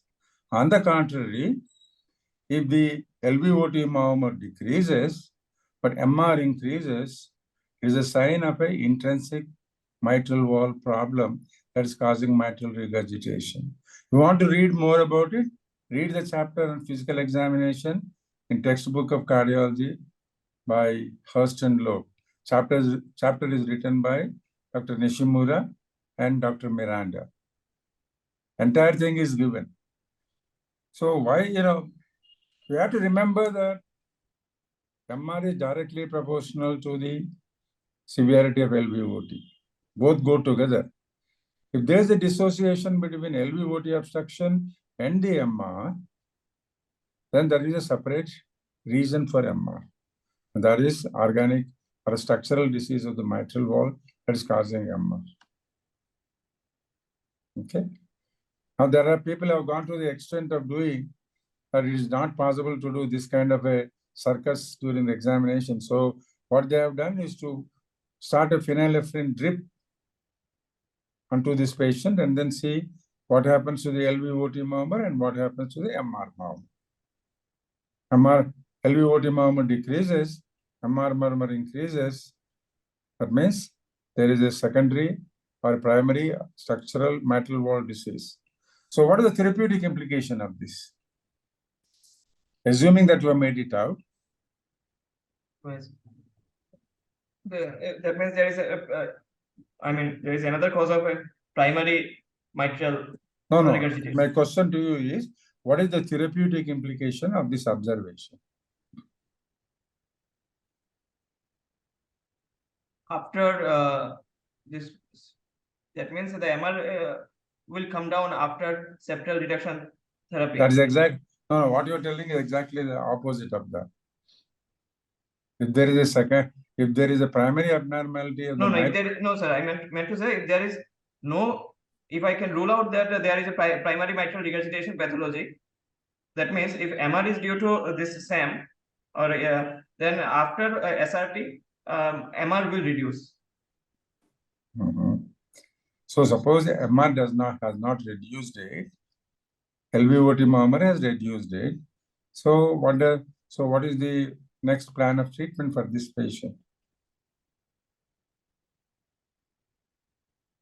Then as per the severity of MR, mitral valve repair or replacement has to be done. Now, would you still go ahead and then do for a septal ablation, alcohol septal ablation? If there is a primary mitral valve pathology, septal myomectomy is preferred. And then you leave the mitral valve like that one. No, mitral valve pathology will also be dealt with. Yeah. No, one thing you should not be doing is don't do alcohol septal ablation. For those patients where there is abnormality of the LVOT as well as structural abnormality of the primary mitral valve problem causing MR. Okay. Dr. Sudhir Kumar and Venugopal. I think I'll make a little comment. The previous slide, your presentation, abdominal jugular reflex, don't say negative. It is normal. Negative abdominal jugular reflex occurs when there is an IVC obstruction and SPC obstruction, but then SPC has so many other things. Abdominal jugular reflex negative means it is not coming up. It should come up normally, so it is normal. Second thing, the contradiction which you can avoid. Examiners are of different types. Apex beat you located 1 centimeter lateral to a midclavicle line, but percussion it is in the midclavicle line. You just avoid that. Okay. Percussion, we are not bothered at all, but don't make incongruous statements. Next slide. The thing which I wanted to highlight was Sir discussed the incongruous description of the outflow murmur and the MR murmur. In classical HCM, as Sir said, without a primary structural abnormality of the mitral valve, where the MR is secondary to HCM obstruction, this go parallel. All the things go parallel. Then coming to Valsalva, phase 2 is the most important thing. And phase 4, next important, and you should know the Valsalva index. And Sir asked if the heart rate is not coming down, it is a vagal imbalance. Phase 2, it is mainly sympathetic. Phase 4 is predominantly vagal. Okay. I think, as Sir said, this is a patient who has gross hemodynamic problem. We have said that the cardiac output is not rising. There is severe breathlessness, and we don't expect a normal volume, normal rising pulse. So you should have carefully looked for that is an abrupt rise. The character also you should have carefully looked into. Okay, fine. These are the comments. So, Dr. Venu, any other points you want to discuss? One more point I just wanted. No, you have already said that there is a very prominent S4. At that time, you should be very careful in auscultating the second heart. When there is a strong S4, a normal S2 sounds a little odd. So you should be examining the S2 more carefully.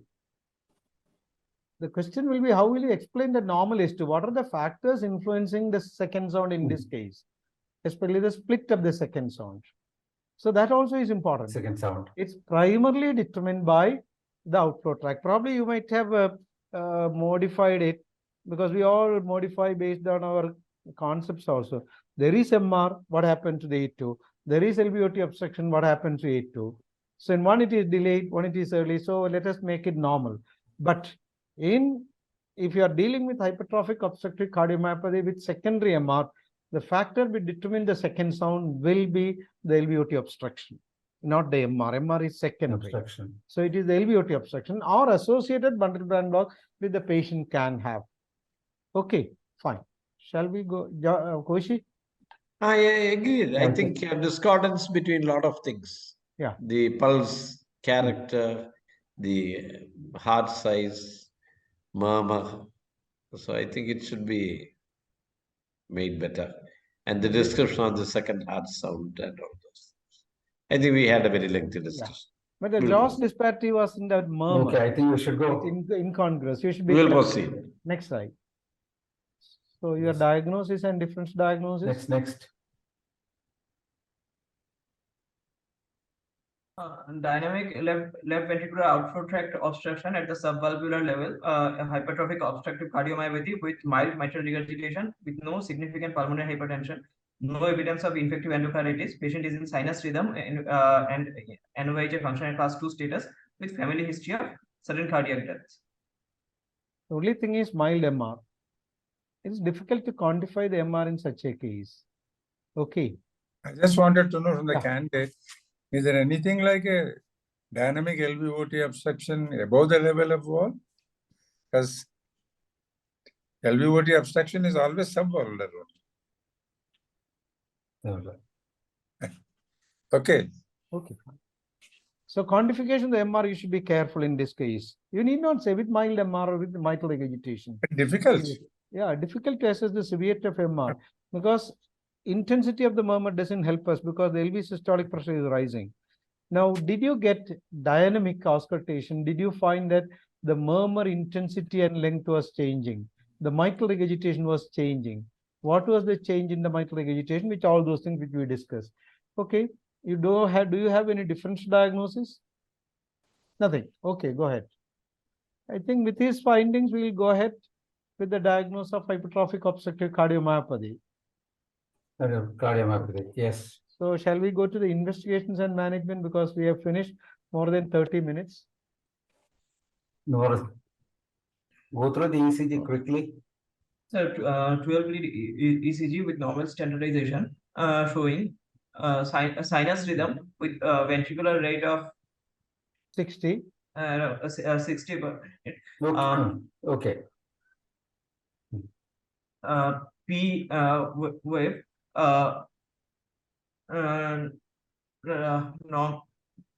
normal. PR interval 180 milliseconds. Normal. Okay. Okay, QRS Okay, nearly normal, 100 okay. milliseconds. QRS axis 0 degrees, sir. Okay. Go Then ahead. then I no just want ST to elevation ask- is no ST elevation is noted. ST depression is noted in lead 1 AVL and lead V6. But QRS, that is the most important thing in this case. I'm coming to that, sir. I'm coming. No, the T wave and this thing after the QRS. No, Okay. you tell the QRS first. Poor Yes. progression of QRS across the precordial lead is noted, sir. Yeah. What is that? Poor progression of QRS complexes across the precordial leads. Is there an LVH?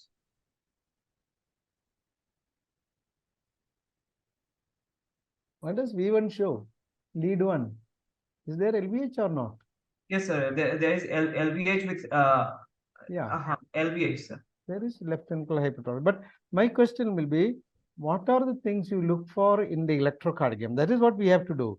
And what is the implication for that in a case of HCM? Electrocardiogram in an HCM, what are the things you have to look for? That is what we should know. The simple reading on ECG is a regular exercise for you.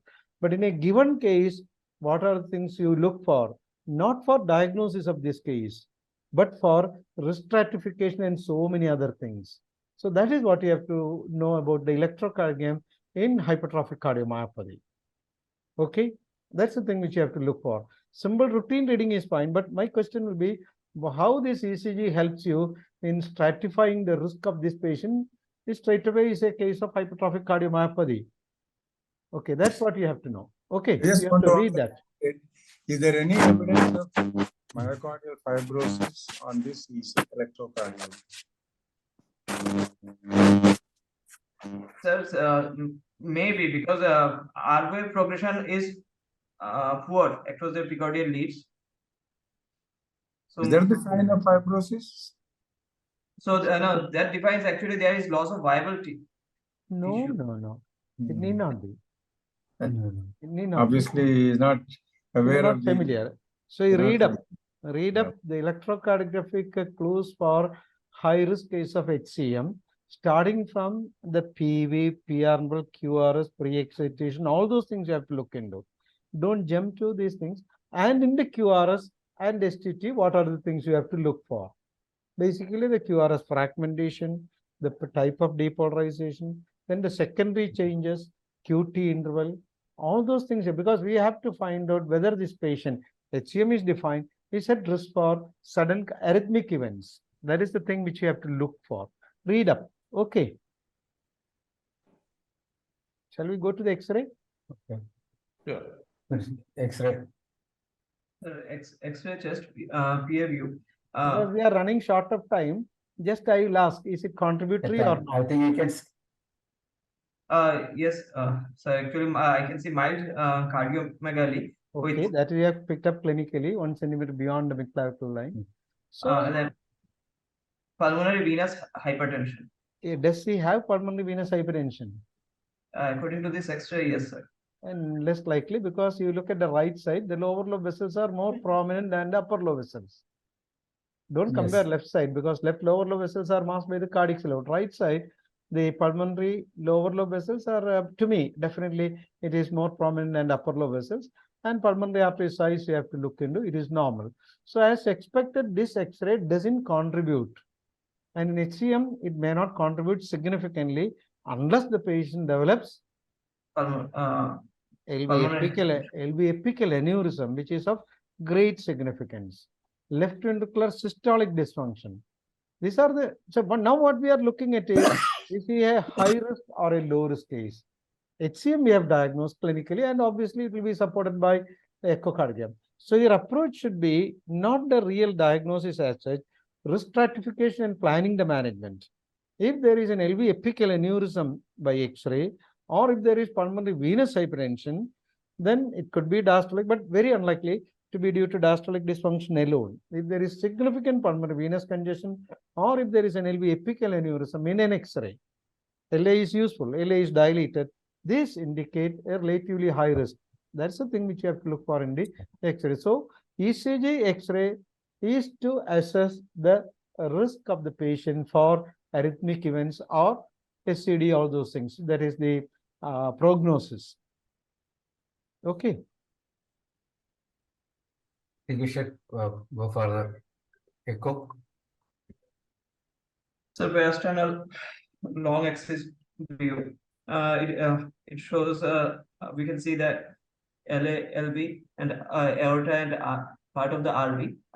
Asymmetrical septal hypertrophy is noted here, sir. And it is asymmetrical septal hypertrophy is more prominent in this slightly off-axis view. But what do you think about the aortic valve? What do you think about that aortic valve? There is some calcification related to the mitral valve apparatus. Do you think the aortic valve is normal? You have to describe that, not only concentrating on HCM. We may find a cause or we may correlate, we may not, but that's an observation that the aortic valve doesn't look normal. It's a little bright and thickened, and there is a speck of calcium in relation to the posterior mitral leaflet where the coda is attached. Okay, that also you have to describe. Go ahead. LA and aorta are apparently normal size. What do you look for in the aortic valve in this case of HOCM? So, I mean, mid-systolic closure. Not mid-systolic, pre-closure. Okay, it is usually not in the mid. Okay, by definition it is mid. And systolic fluttering. Fluttering. Okay, fine. Go ahead. This is grade 4 SAM of the anterior mitral leaflet is noted, sir, because it's touching the IBS for more than 1/3 of systole. Okay. This is a color Doppler in peristernal long axis view, sir. Mild mitral regurgitation is noted here. Don't quantify the MR when a single view. Everybody jumps to that. You say there is mitral regurgitation, which I would like to quantify by further data. Quantification MR is based on so many things. Okay. Then this is the peristernal short axis view at the level of the great vessels. In the center, we can see the aortic valve, and I can see two echobright nodules. What is the morphology of the aortic valve?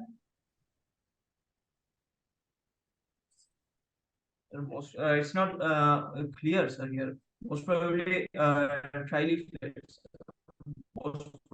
Not very sure. The way it is opening, clear. it looks like a bicuspid one with probably a larger anterior. Yes. I'm not too sure. here the thing is LA is But the dilated. MO, the closure was central. Central. Mm. Here the striking thing is in the other way, the LA is significantly larger than the aorta. And LA size comes to around more 1, 2, 3, 4, more than 4. So that is important. Okay, fine. Next. This is a color Doppler in the peristernal short axis view at the level of the great vessels, which was Nothing contributory. Next. peristernal short axis view at in the mid LV or papillary muscle level. We can see the asymmetrical septal hypertrophy very prominently here, and no obvious regional wall motion deformity is noted in the LV. I think that shows very nicely that the lateral wall is also hypertrophied. The only region which is not hypertrophied is the Okay. infralateral wall. Rest of the LV is entirely hypertrophied. He is stimulating a question from me, because when you do this thing, you have to say what is the type of HCM classification, Marans and the other person, that is what is that name? Said classification, which is nowadays Said classification is morphological classification also will be asked. Because other things are routine things which you do in the echo and ask in the examination.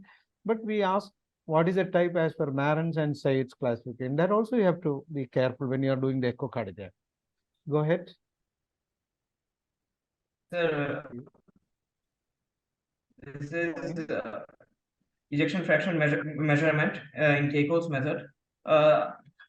IBSD is 2.17. Okay, fine. Ejection fraction is normal. Fine. This one point which Dr. Koshi has highlighted, that is not confined to the septum. It is there in the other region also. You can see that The MO lateral wall is also yeah. hypertrophied. This is not a lateral wall. Okay, fine. Go ahead. Okay. What about the thickness of the interventricular septum? Is It's it increased, sir. significant? It's asymmetrically. Yes, sir. It's increased. No, I agree it is increased. No, but is there any value given where it is considered to be very significant? Here you have got about 2.17.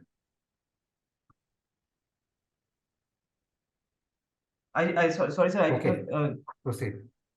No, sir. There was a No. When you measure the interventricular septum, when you measure the interventricular septum thickness, you got 2.17. If the thickness is more than 3, that is another indicator of a severity of hypertrophy. High risk. Yes, I just wanted to. High risk. It indicates a high risk for SCD. So that's why when you're seeing it, you have to note those things also. Is there any RV involvement in this patient? Right ventricular free wall? no, sir. What is the normal thickness of the RV? RV thickness is up to 1 to 2 mm.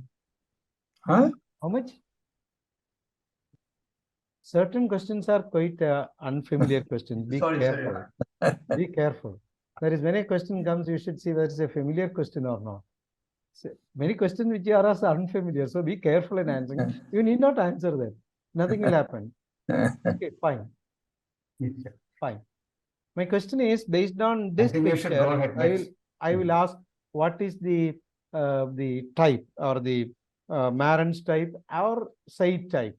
This is classical sigmoid septum. Sigmoid septum, sir. Sigmoid septum. So it is type 1 as far as the SAID's classification.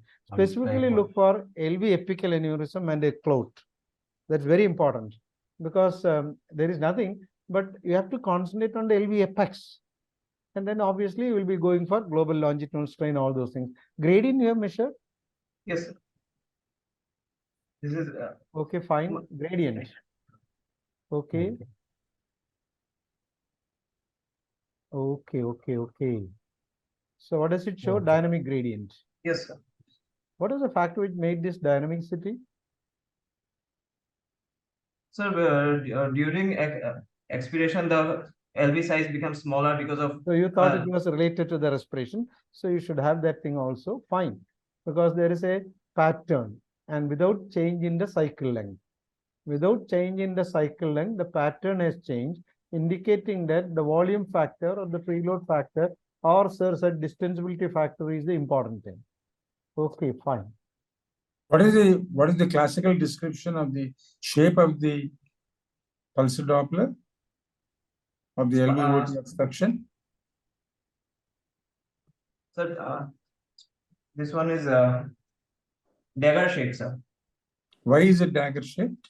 Because of dynamic obstruction. So spike, if in catheterization, we will get spike and dome pattern. No, wait. You have to answer specifically. When you say dagger shaped profile, that means there is no, initially there is no high velocity. The high velocities will come only in the later half. So you'll have to describe the mechanism why there is no obstruction in the early systole. Because of the dynamic obstruction, when the systole starts, initially the AML is away from the septum. The systole proceeds, and then due to Venturi effect, the AML comes closer to the septum. So at the onset of systole, there is actually no obstruction. As the systole proceeds in timing, the obstruction begins and it goes on for some time. What is happening to the volume? That is basically the obstruction is determined by the volume. The volume is reducing, so that is further accentuating the obstruction. Second, the SAM, you think it is due to Venturi effect or whatever it is, but it is not because of that. There is another phenomenon. What is happening will be, normally the septum is not hypertrophied in the outflow tract. So the blood flows from the apex to the outflow tract in a straight fashion.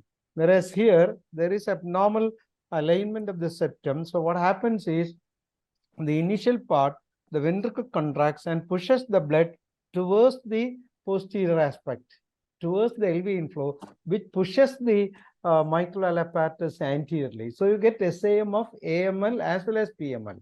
So that factor is one of the important things which is described now. Normally the blood flows like this, whereas here the blood flows like this. That is, from the, you look at the LV hypertrophy, the blood flows like this. That pushes the mitral apparatus anterior. That is said to be one of the important cause. Secondly, have you looked for the lobster claw finding? There is the pulse Doppler to be put below that, and then there is near the inflow at the opening of the mitral valve. You will get that this dynamic, these two types of this phenomenon. Okay, fine, go ahead. So these are things which you have to look for: the magnitude, dynamic nature, and you have to look for the pressure gradient at rest. Then I have all one other question things. to the candidate. In HCM, the intervertebral septum is akinetic or hyperkinetic or normokinetic? This is actually appears to us a hypokinetic, sir. Why is it the case? When we are talking about exaggerated ejection fraction, how come the interventricular septum is akinetic or hypokinetic? I don't know the mechanism. I have noticed it, sir. I really don't know the mechanism, sir. So you just have a look at the echoes again and then see what happens. It's like a thick band not moving at all most of the time. So It's basically, only the hypercontractile portion of the rest of the segment that makes the EF more than normal. the rest of the myocardium, the posterior and inferior contracts vigorously. That also pushes the mitral apparatus anteriorly, resulting in contributing to the SAM. And outflow segment, in contrast to the other things, it doesn't move, but it becomes thickened. It's a systolic thickening of the outflow tract, which is producing the obstruction or contributing to the obstruction. The rest of the myocardium is contracting vigorously. You can see that movement of the posterior inferior wall. And that mitral annulus region is vigorously contracting, pushing the mitral apparatus anteriorly, contributing to the SAM, the Venturi effect, plus the other thing, that is the direction of the flow from the LV to the outflow tract to the aortic valve. Fine. I think we had enough time. Sure, I think a few words about therapeutic options. Now, here the MR, what is the nature of MR? What do you think? Is it a secondary to obstruction, or is there any abnormality of the mitral apparatus? Sir, secondary. Why do you say that? What is the basis? Because it's a posteriorly directed MR. Posteriorly directed. So is it a central jet or is it an eccentric jet? No, eccentric jet, sir. Posteriorly directed. Suppose if it is central jet? Central jet may be there, but it will in HOCM anterior mitral jet will never be there. Anterior mitral jet will never be there. If there is a SAM, where will the jet go?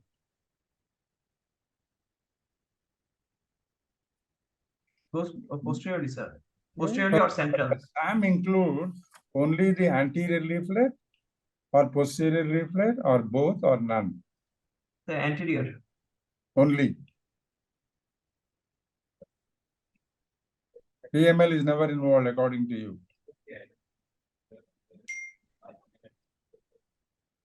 No gestures, you have to say it in words. Sir, I'm not sure, sir. Not sure. Better read up. Quite a significant percentage of patients you get not only AML but also PML. I think I have given you the clue that two mechanisms pushes the mitral valve apparatus anteriorly. Yes. And plus the Venturi, the direction is opposite. Second, you have not delineated the MR in detail in this case. Yeah, exactly. So we have not seen, in the initial thing we saw some color, but we have not concentrated on that MR so far. So you should have answered, sir, I have not concentrated, I will look again.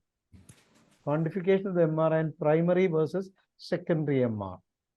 Okay. The final will be Jabir.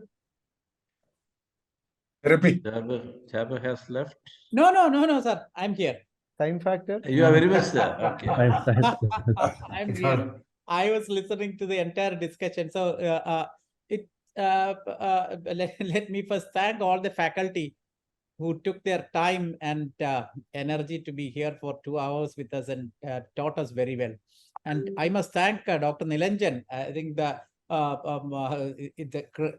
he is the person who made this program possible, because in front of everybody, especially for tough examiners and in front of the other students, it is a bit difficult to present a case and face the music. So I must thank Dr. Nilanjan for his friendly gesture to for agreeing to present this case. And what all the examiners think, I think he will pass, isn't it, sir? I Sure. will make my comment. I will make my comment. He has done reasonably well. The only thing he has done reasonably well because we were not trying to criticize. We are trying to teach you, impress upon you that this thing. But he has answered many questions. Certain questions are really difficult. That's The only problem with you is such question you should sense which are difficult. Try to get away from that or say, sir, I am not sure. So first, is the question familiar or not? Familiar question you should answer. If it is unfamiliar, are you clear? Do you have a clear concept about that entity? Then you can assess and answer. Try to answer. Otherwise, don't answer. That's only problem. But I think I will definitely give him more than pass, because he has been confident in presenting. He has been confident in his history. His history was reasonably good, but still we want to modify certain aspects. Findings, I think, he has been that murmur. You created a little confusion for us that you could have sorted out. And as sir said, Valsalva, you may have to tell in the examination, because I will ask you Valsalva, because I want to assess whether you know Valsalva or not, because it is extremely important in so many situations. So sir said you should avoid Valsalva, but be careful. If I'm not the examiner, but one examiner would like to discuss Valsalva also. So read about Valsalva to all the students. Read about Valsalva. It's very important. Second sound, JVP. Okay, these three areas you should be. He has done extremely well, more than what I expected. And second thing, sir, his speed was little more. Yes, a little I think fast. you have to, Nilanjan, you have to reduce the word output of yours. It's so high word output. You should be little slow and it should be little slow. That's all. He will say that the time factor is there. That's why he has been passed. Right. Okay. No. I've been hearing his presentation. I heard his presentation in the ECHO conference also. He was the speed was little high. Okay. You are a little fast.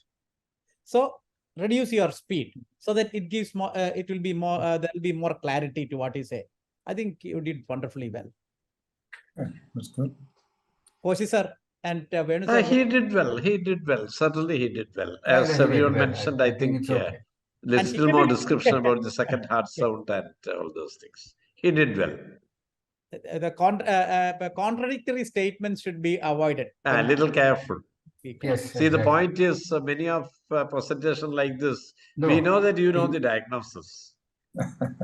But, the description and all should be very perfect. Compatible. And good correlation between each finding. Yeah, actually, So that, in any examination, the examiner is trying to find out the weaknesses and the contradictions. So everybody will be watching for this. So you should try to avoid as many contradictions as possible. correct. That's it for your examination. I always wonder how examiners can pick up all the blunders. Easily, they'll pick up the weak points quite easily. I think it's the basic attitude of any person in any area, trying to find fault with the other person. Rather than agreeing with it. But we were not trying to find fault with you. We are trying to teach you that these are the areas where you have to be a little more You have to careful. improve. Like certain You need areas like improvement. abdominojugular Improvement. reflex, second sound, MR versus outflow murmur, it should be congruous. So those areas you should be a little more careful. We are trying to teach you, not trying to find fault with you. Okay. Nilanjan, once again, you have done extremely well. Okay.